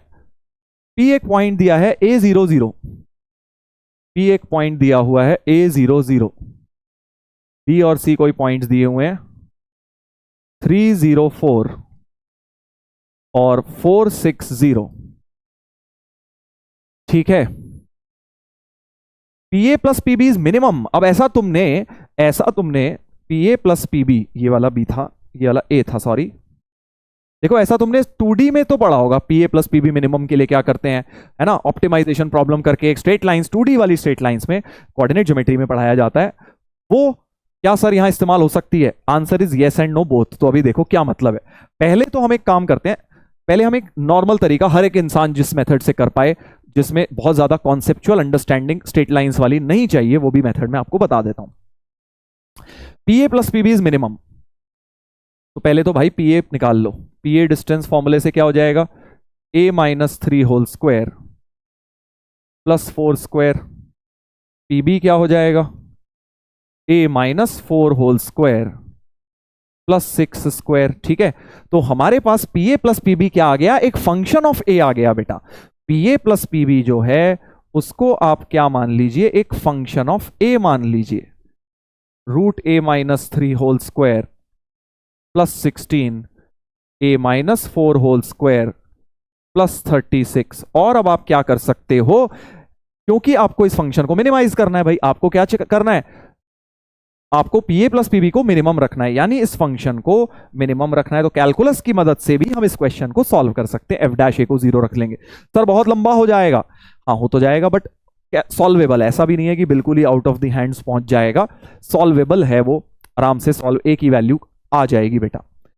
सर आप करके दिखा दो, मैं शॉर्टकट से करके दिखा देता हूं, तुम उससे करके देख लेना, मैंने किया हुआ है, उससे आ जाता है। f' को 0 पुट कर दो और उससे आपका ए पॉइंट आ जाएगा, मिनिमा का पॉइंट आ जाएगा, ठीक है। अब मैं बिल्कुल डिफरेंट अप्रोच से जरा ए निकाल रहा हूं, ठीक है। देखना जरा कैसे कर रहा हूं। एक तो तरीका ये हो गया, मिनिमा हम डेरिवेटिव निकाल के 0 रखें, point of minima find out कर लेंगे। देखने में लग रहा है आ जाएगा, इसका डिफरेंशिएशन करोगे, इसका करोगे और एलसीएम वगैरह लोगे ना, आ जाता है। किया हुआ है मैंने, इसीलिए बोल रहा हूं आ जाता है। स्क्वायरिंग बोथ साइड्स करके तुम्हारा आ जाएगा, कट आ जाएगा सब कुछ, ठीक है। अब ये मेथड उनके लिए जिन्होंने कुछ नहीं खास पढ़ रखा है 11th का, बट जिन बच्चों ने बेटा स्ट्रेट लाइंस में अच्छे लेवल का पढ़ रखा है ना, ऑप्टिमाइजेशन प्रॉब्लम पढ़ रखा है, P A plus P B minimum आता है वहां पे, वहां थोड़ा हम इमेज का कॉन्सेप्ट यूज करके निकाल देते हैं। तो यहां पर भी जरा मैं वही यूज करता हूं, बट प्रॉब्लम क्या है, यहाँ 3D है, वहां 2D ज्योमेट्री में होता था यार, है ना, और पॉइंट होते थे 2 A and B, 2D geometry में हम पी ए प्लस पी बी ट्राइंगल बना के निकाल लेते थे।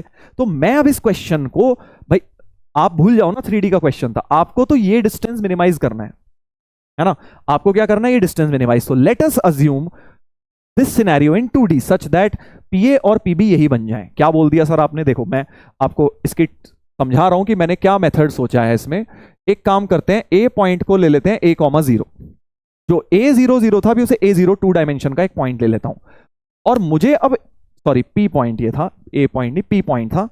और जो मुझे ए पॉइंट लेना है वो ऐसा लेना है कि उसका distance a minus 3 whole square plus 4 square बन जाए भाई, तभी तो पीए बनेगा। 2D में ऐसा पॉइंट सोचो कि a,0 का distance a minus 3 whole square plus 4 square बन जाए, तो क्या मैं सोच सकता हूं, क्योंकि a माइनस 3 चाहिए 3,4 can be that point in 2D, जिसका पीए डिस्टेंस यही बन जाएगा बेटा, यही बन जाएगा, है ना। क्योंकि देखो मुझे इस बात से मतलब ही नहीं है पॉइंट 3D में है या नहीं, मुझे तो बस ये फंक्शन बनाना है अपना, ये दोनों पीए प्लस पीबी मिनिमम बनाना है। ये यहां 4 स्क्वायर चाहिए, 6 स्क्वायर, और सिमिलरली बी पॉइंट क्या हो जाएगा, क्योंकि a माइनस क्या करना है 4 लाना है इसमें, तो 4,6 कर लेता हूं वाला पॉइंट, है ना, ताकि a minus 4 whole square plus 6 square बन जाएगा बेटा। तो अब इस 2D ज्योमेट्री के क्वेश्चन को देख लेते हैं। पीए प्लस पीबी हमें मिनिमाइज करना है, ऑप्टिमाइजेशन प्रॉब्लम।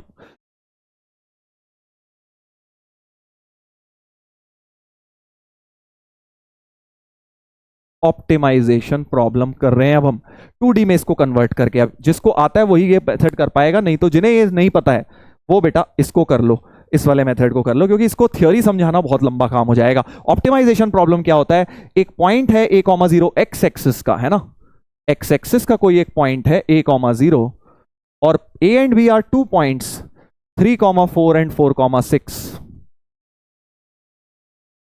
तुम ये समझ गए ना 2D में कैसे चेंज किया, क्योंकि मुझे इस बात से मतलब ही नहीं है 2D है 3D, मुझे तो बस ये फंक्शन बनाना है दिस, और यही बन जाएगा इन 2D के पॉइंट्स में भी। देखो a minus 3 whole square plus 4 square, a minus 4 whole square plus 6 square.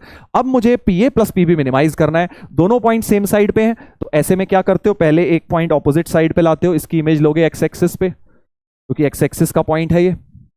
तो 3,4 की हो गई 3,-4, a डैश हो गया बेटा, और p जो होगा इसी लाइन का कॉमन पॉइंट होता है, आपको पता है इमेज का, और जो ओरिजिनल पॉइंट b था उसका कॉमन पॉइंट हो जाता है, उसका कॉमन पॉइंट हो जाता है p।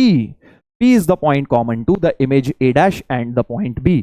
तो आपको क्या करना है, कुछ भी नहीं करना, आपको a डैश b की इक्वेशन लिख देनी है, equation of a dash b y plus 4 equal to 10/1, है ना, 3,-4, इसकी 6 plus 4 10, 4 minus 3 1 into x minus x1 is 3, तो y plus 4 equal to 10x minus 30, y is equal to 10x minus 34।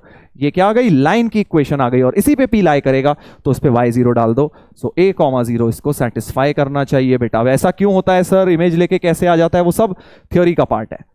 तो 10a equal to 34, a की value 17/5 बेटा हो जाती है, a की वैल्यू 17/5 हो गई है। अब तुम देख लेना कैलकुलस वाले से भी तुम्हारा a 17/5 आया होगा, बट तुम्हें बहुत लेंदी काम पड़ गया होगा, यहां 4 लाइन में हमारा आ गया ज्योमेट्री की मदद से। ठीक है सर, इसकी इमेज ले सकते थे, हाँ इसकी ले लो, b की इमेज ले लो, b डैश ले आओ, फिर a b डैश की इक्वेशन लिख लो, सेम आएगा तुम्हारा 17/5 ही a आएगा। तो pa प्लस pb मिनिमम तब होगा जब a तुम्हारा 17/5 हो जाएगा बेटा। समझ गए। चलो अब हम जरा ऑप्शंस मैच कर देते हैं, ऑप्शन मैच करते हैं। ये क्यू के बारे में बात थोड़ी देर में करते हैं। वॉल्यूम ऑफ टेट्राहेड्रन OPAB, अच्छा p के कोऑर्डिनेट्स तो आ गए हमारे। अब वापस 3D में चले जाओ, a की वैल्यू आई 17/5, तो p हो गया 17/5 0 0। ठीक है, तो OPAB एक टेट्राहेड्रन बना लेता हूं, p हो गया 17/5 0 0। a था तुम्हारा 3D वाला पॉइंट, नॉट 2D वाला, 3D वाला 304, और b था तुम्हारा 460 बेटा, ये वाला पॉइंट था। तो इसकी वॉल्यूम निकालनी है इस टेट्राहेड्रन की, निकाल लेंगे यार, क्या दिक्कत है, ये वाला और ये वाले का बॉक्स लेके 1/6 से मल्टीप्लाई कर देंगे, तो वॉल्यूम हो गई 1/6 बॉक्स 17/5 0 0 304 और 460, करेक्ट। तो मॉड भी ले लेना, सो 6 4 24, तो 1/6 इंटू 17/5 इंटू 24, 17 4 6 कट गया, तो 68/5 आ गई है वॉल्यूम। 68/5 कोई ऑप्शन था, बिल्कुल था। सो बी ऑप्शन तो हमारा सही हो गया है बेटा, बी ऑप्शन तो सही हो गया है, राइट।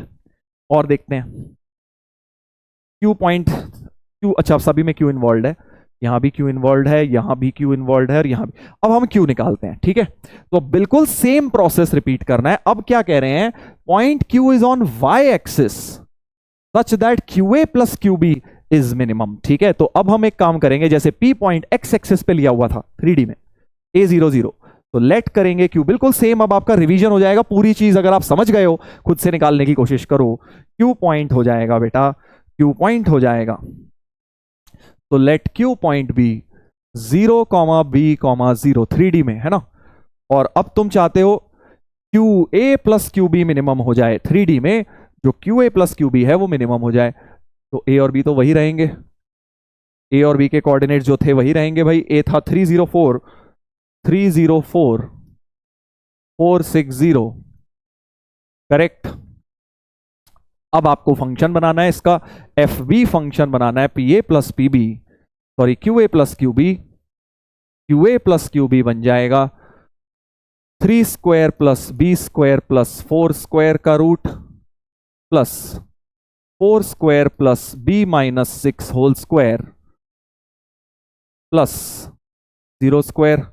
ये हमारा फंक्शन ऑफ बी बन गया। या तो इसको भी मिनिमाइज करने के लिए ज्यादा कोई दिमाग नहीं लगाना सर, डेरिवेटिव 0 रख के बी की वैल्यू निकल आएगी, ठीक है। बट हम फिर से इसको क्या करेंगे, हम इसको एक 2D के प्रॉब्लम में, ऑप्टिमाइजेशन प्रॉब्लम में चेंज करेंगे। ये हो गया 25 B minus 6 whole square plus 16। तो ऐसा 2D में आप पॉइंट सोचो जिसमें क्यू ए प्लस क्यू बी डिस्टेंस की आ जाए और क्यू पॉइंट तुम्हारा वाई एक्सिस का रहे। तो assume points in 2D, 0, B y axis का पॉइंट, और ए पॉइंट अब क्या होना चाहिए, बी क्या होना चाहिए, बस ये सोचना है तुम्हें ए ऐसा चाहिए कि 0, B से उसका डिस्टेंस बी स्क्वायर प्लस 25 हो जाए। तो देखो बी स्क्वायर, बी के साथ तो कुछ नहीं आ रहा, 25 है, तो यहां 5, 0 नहीं हो गया, सोचो 0 माइनस 5 होल स्क्वायर ये 25 हो गया, और B square, B minus 0 whole square B square हो गया, है ना। 2D में पॉइंट सोच रहा हूं क्योंकि मेरे को ऑप्टिमाइजेशन प्रॉब्लम 2D में लगाना आता है बेटा। सिमिलरली अब इस वाले को सोचते हैं, b माइनस 6 लाना है, तो यानी y कोऑर्डिनेट तो 6 हो गया इसका, तभी b माइनस 6 होल स्क्वायर, और 16 लाना है तो ये वाला 4 हो गया, 4, 6 हो गया, राइट। तो पी ए प्लस पी बी अब इस पॉइंट से बन गया है। सोच लीजिएगा, सोच लीजिए। अब 2D में ऑप्टिमाइजेशन लगाता हूं। Point Q is on y axis, एक वाई एक्सिस का पॉइंट है 0, B कहीं पे, सच दैट एक 0.5, 0 इधर है और 4, 6 कहीं इधर है, करेक्ट। और हमें क्या चाहिए, हमें चाहिए कि दोनों पॉइंट सेम साइड पे हैं इस लाइन के, तो एक ऑपोजिट साइड पे ले जाओ, 50 को इधर ले आओ, 50 को बेटा इधर ले आओ। एक की इमेज लेनी है किसी भी, -50 बना दिया, ठीक है जी। ये था हमारा ए, तो ए की इमेज ए डैश बना डाली, ये बी था, तो जो ए डैश बी का पॉइंट होगा, ये जो ए डैश बी को ज्वाइन करेंगे वही पॉइंट जाके बी पे मिलेगा, इस वाले क्यू पे मिलेगा, ठीक है। तो फिर से ए डैश बी की इक्वेशन निकाल दो। ये जिसको नहीं आता ना भाई, देखो थ्योरी पढ़नी पड़ेगी स्ट्रेट लाइन में, ऐसे नहीं समझ आएगा, वरना ऐसा क्यों होता है, कहां से आ गया सर ये इमेज का एप्लीकेशन, कैसे मिनिमाइज हो गया, वो सब आपको थ्योरी का पार्ट है बेटा। So equation of A dash B बन गई y minus 0 equal to 6 minus 0 upon 9 times x plus 5। तो y equal to 2/3x plus 5, इसमें x 0 डाल देते हैं, 0, B सेटिस्फाई करा देते हैं, तो b हो जाएगा 2/3 इंटू 5, यानी 10/3। b की वैल्यू क्या आ गई, 10/3। तो 10/3 के लिए ये चीज मिनिमम होगी। आया ना मजा, कैसे देखो मैंने 3D ज्योमेट्री को 2D ज्योमेट्री से लिंक कर दिया है। अब कर लेते हैं जल्दी से, अब ऑप्शन मैच करने रह गए यार, बी वाले सारे ऑप्शन मैच करने रह गए हैं। Point Q is on y axis such that this is minimum, then area of triangle POQ, area of triangle POQ निकालना है। अब 3D में वापस आ जाओ, है ना, क्योंकि P के कोऑर्डिनेट्स क्या आए थे, A00 था, A की वैल्यू तो हमारी क्या आई थी, तो चलो एक एक ऑप्शन अब मैच करना पड़ेगा। तो P के कोऑर्डिनेट्स आए थे A00, A वॉज, ये तो भूल गया मैं क्या आया था यार, 17/5, 17/5 0 0, ठीक है जी। Q क्या आया था, Q क्या आया था Q आया था y एक्सिस का 0 भी 0, B आया था 10/3, तो 0 10/3 0। तो अगर आप नोटिस करो ये x एक्सिस का पॉइंट है और ये y एक्सिस का पॉइंट है, और OPQ का तुम्हें एरिया बताना है। तो राइट एंगल ट्राइंगल ही तो बनेगा। ये 17/5 हो गया और ये तुम्हारा 10/3 हो गया हाइट। तो हाइट हो गई 10/3, बेस हो गई ये, so area of triangle OPQ हो गया हाफ बेस इंटू हाइट। 10 से 10 गया, 17/3 इज द एरिया। क्या कोई ऑप्शन है 17/3? 17/3 डी ऑप्शन है minimum, then the area of triangle POQ 17/3। तो ए गलत हो गया, डी आ गया। सी देखते हैं, perpendicular distance from point A on the plane containing PQ and B। अच्छा, तो एक PQB से प्लेन बनेगा। P तुम्हारा था 17/5 0 0, 3 पॉइंट से प्लेन लिखना आता है तुम्हें, 0 10/3 0, और B पॉइंट से PQB से प्लेन लिखना है। B was what? B was 460, 460 बेटा, 460 राइट। B was 460। अब तुम्हें यार इसमें 3 पॉइंट से वैसे तो प्लेन लिखना आता है ना, एनसीईआरटी का कॉन्सेप्ट।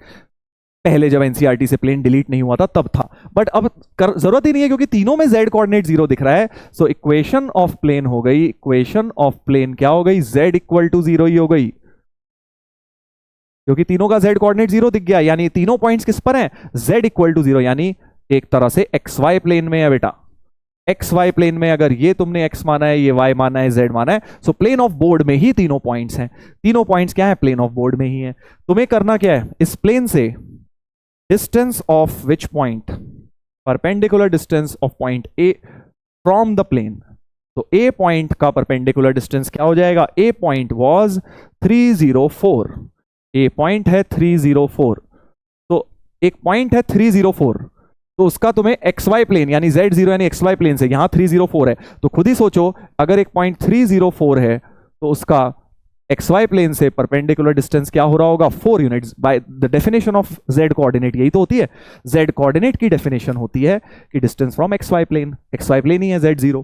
तो therefore distance of A from Z equal to 0 is 4 units, the Z coordinate 4 होना चाहिए इसका आंसर, 4 ही है। तो सी ऑप्शन भी हमारा सही हो गया बेटा। तो करेक्ट ऑप्शंस क्या हो गए? BCD हो गए, BCD हमारे तीनों ऑप्शंस करेक्ट हो गए। बढ़िया क्वेश्चन था ना, काफी दिमाग हिलाने वाला क्वेश्चन था। इसमें बहुत सारे छोटे छोटे कॉन्सेप्ट्स जो है बेटा मिक्स हो गए थे, ये वाला भी और पिछला भी। दोनों क्वेश्चंस में आप मल्टीपल कॉन्सेप्ट सीख सकते हैं। अगेन फिर ये मत सोचना सर इतना लंबा आएगा एग्जाम में छोड़ दूंगा, क्या पता सिंगल करेक्ट दे दे, क्या पता बस इतना ही दे दे, then the value of edge, है ना। तो ए की वैल्यू निकाल तो हमने 2-4 लाइन 5 लाइन में निकाल दी थी, यहीं तक क्वेश्चन हो जाता। तो क्वेश्चन ये वाला बड़ा है क्योंकि इसमें मल्टीपल कॉन्सेप्ट्स मल्टीपल करेक्ट में लग गए हैं। क्यू भी निकलवा लिया, फिर एक नया पॉइंट देके, हो सकता है आर भी निकलवा लें, जेड एक्सिस का कोई पॉइंट, इस तरह से कुछ भी आपसे करवाया जा सकता है। चलिए तो आगे बढ़ते हैं, ये वाला क्वेश्चन हो गया है समाप्त। अब ब्रेन टीजर नंबर 11 दे रहा हूं, ये तो यार तुम कर सकते हो खुद से भी, ठीक है। ये वाला कोई बहुत मुश्किल नहीं है, dot with A dot with B dot with C, इस तरह से कर करके PQR निकलेंगे और तुम्हें वैल्यू निकालनी है। कर जरूर लेना क्योंकि ऐसा सिमिलर क्वेश्चन 2024 में भी आया है, इसीलिए मैंने ये तुम्हें दिया है करने के लिए। दिखा दूं ये भी कौन सा आया है इसके सिमिलर। हाँ ये देखिए, लीनियर कॉम्बिनेशन में स्टैब्लिश था अल्फा ए बीटा गामा, ये इसके टर्म में ये वेक्टर स्टैब्लिश था अल्फा बीटा गामा निकालना था सिर्फ, वहां सिर्फ क्या निकालना है? गामा निकालना है, ठीक है। तो खैर इसमें तो डायरेक्ट गामा निकल जाएगा एक ही लाइन में, बट इसमें तुम्हें गामा ना निकालते हुए PQR तीनों निकालने हैं बेसिकली, ठीक है। तो थोड़ा सा लेंदियर ये वाला क्वेश्चन है, बट हो जाएगा, होमवर्क में जरूर इसको करिएगा। कर लोगे भाई? थोड़ा हिंट दे देता हूं, चलो हिंट दे देता हूं। ABC आर नॉन जीरो को non coplanar unit vector making angle 60, तो यानी A dot B unit vector है ना, हाँ। तो A डॉट B बराबर B डॉट C बराबर C डॉट A बराबर क्या हो जाएगा? हाफ हो जाएगा सारा, ठीक है, ठीक है। तो अब क्या करें? अच्छा, इसका अगर मैं डॉट विद बी ले लूं, देखो क्योंकि यहां भी बी आ रहा है, यहां भी बी, डॉट विद बी ले लूं, डॉट विद बी ले लेता हूं, तो हमारे पास आ जाएगा ये भी 0 0 0 equal to P A dot B which is half, Q B dot B which is 1, R C dot B which is again half. तो P plus 2Q plus R की वैल्यू 0 आ जाएगी। ठीक है, पहली इक्वेशन हो गई। ऐसे ही डॉट विद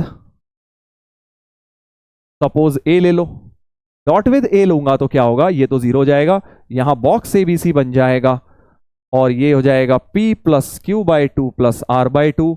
ऐसे ही डॉट विद C ले लो, डॉट विद C वेक्टर ले लो, ये 0 हो जाएगा, ये box ABC equal to P by two plus Q by two plus R बन जाएगा। ठीक है, अब बॉक्स ABC कहां से लाए, बॉक्स ABC का बेटा एक बहुत प्यारा फॉर्मूला होता है जो एडवांस्ड में बहुत बार यूज हो चुका है, बॉक्स ABC होल स्क्वायर का formula, very very very important. आ सकता है फिर से क्वेश्चन, 2-3 सालों से नहीं आया, उससे पहले बहुत बार बेटा पूछा है, 2021 में, 2019 में बहुत बार क्वेश्चन एडवांस में इस फॉर्मूले पे आ चुका है, फिर से आ सकता है। A dot B, A dot C, B dot A, B dot B, B dot C and C dot A, C dot B, C dot C. बेटा ये हमारा क्या है, ये हमारा बॉक्स ABC होल स्क्वायर का फॉर्मूला होता है। इससे निकल जाएगा ना, क्योंकि ए डॉट ए 1 है, ये क्या है 1 half half half 1 half half half 1। और अब बेटा इसको एक्सपैंड कर लेना, बॉक्स ABC आ जाएगा, बॉक्स ABC जो है यहां रख लेना, 3 इक्वेशन 3 अननोन PQR तुम्हारे सॉल्व हो जाएंगे। ठीक है, PQR की वैल्यूज तीनों हमारी निकल जाएंगी इस मेथड से। चलिए तो इसको निपटा लेना, कैलकुलेशन में आपके ऊपर छोड़ रहा हूं, आंसर आपका आ जाएगा। नेक्स्ट पे आते हैं, नेक्स्ट पे आते हैं।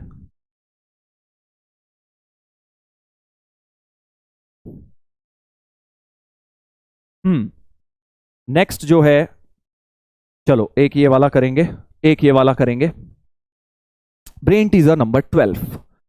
ठीक है, मिनिमम डिस्टेंस का भी एक कॉन्सेप्ट यूज कर लेते हैं, मेंस में तो बहुत आता है। Volume of a regular tetrahedron of edge length K is V। Regular tetrahedron, note that क्या है, रेगुलर टेट्राहेड्रन है, मतलब सारी साइड की लेंथ बराबर है, सारे इक्विलैटरल ट्राइंगल्स हैं बेटा ये। तो OABC ले लेता हूं, इसका पोजीशन A, इसका पोजीशन B, इसका पोजीशन C।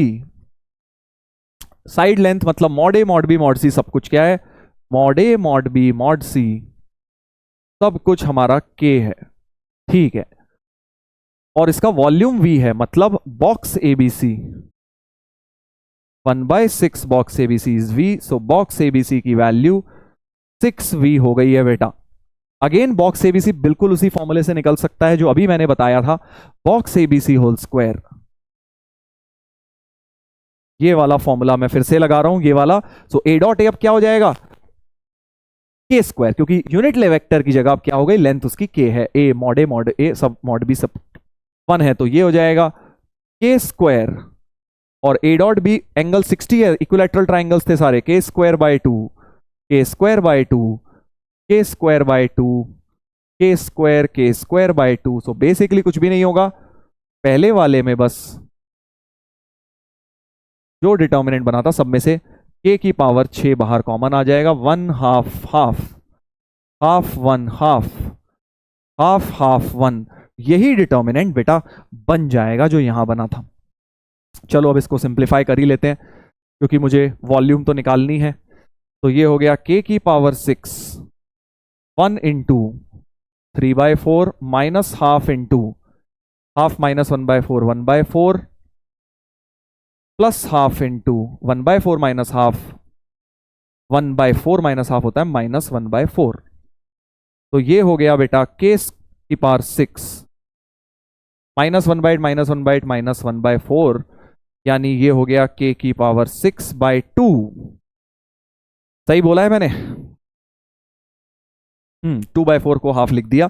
सो बॉक्स ABC होल स्क्वायर आया था ये, यानी बॉक्स ABC हो गया K³/√2, बॉक्स ABC हो गया K³/√2, यानी 6V की वैल्यू ये हो गई है। ठीक है, मुझे डी क्यूब बाई वी निकालना है। वी तो मैंने निकाल लिया एक तरह से। वी हो गया के क्यूब बाय 6√2। ऐसे ही अब मैं बेटा क्या निकालूंगा, डी निकालूंगा। D, what is D? D is the shortest distance between any pair of opposite edges. Opposite edges क्या होती हैं? जो स्क्यू लाइंस होती हैं, जैसे ओबी और एसी क्या है? स्क्यू लाइंस है बेटा। ठीक है, ए बी एंड ओ सी क्या है? स्क्यू लाइंस है। तो इनके बीच का जो मिनिमम डिस्टेंस ऑब्वियसली सिमेट्री की वजह से सेम आएगा, इक्विलैटरल ट्राइंगल्स हैं। तो हम ए बी वेक्टर और ओ सी वेक्टर दोनों स्क्यू लाइंस की इक्वेशन लिख लेते हैं। So r equal to o c line की इक्वेशन लिख रहे हैं, ओ सी लाइन की इक्वेशन लिख रहे हैं, आर इक्वल टू ओ सी का एक पॉइंट तो ओरिजिन है, 0 प्लस लैम्डा सी हो जाएगा, 0 प्लस लैम्डा सी। और सिमिलरली ए बी लाइन का हो जाएगा vector equation R equal to A plus mu times A minus B. Correct, point plus lambda times parallel vector लिख दिया है ए बी का और ओ सी का। इनके बीच में minimum distance between skew line, तो डी मिनिमम का फॉर्मूला होता है A2 minus A1 dot B1 cross B2। तो A minus B cross C है ना, upon mod A minus B cross C।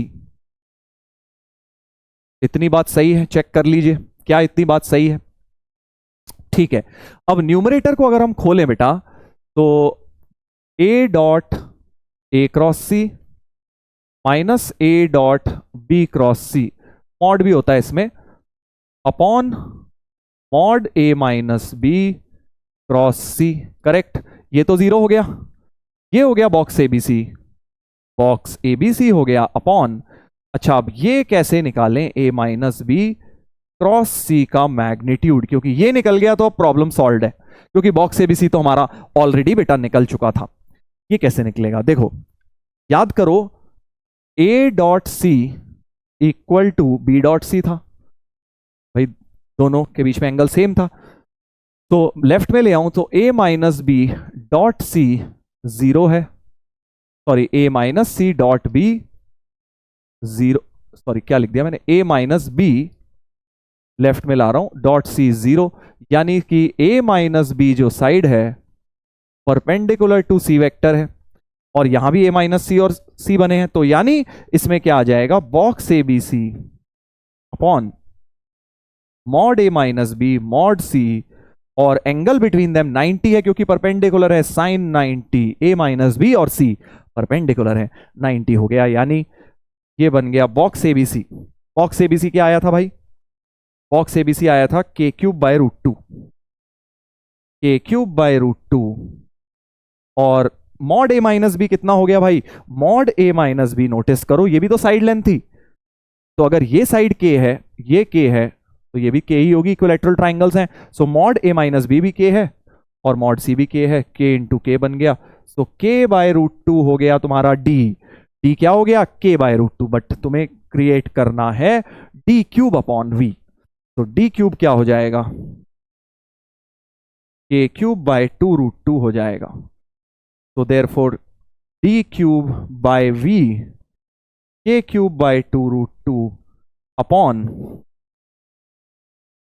ये क्या था? के क्यूब बाय 6 रूट 2 था we, K cube bye 6 root 2, root 2 कटा के क्यूब 6 बाय 2, यानी आंसर तुम्हारा 3 आ गया बेटा। आंसर क्या आ गया? 3 आंसर आ गया है। ठीक है भाई, समझ गए?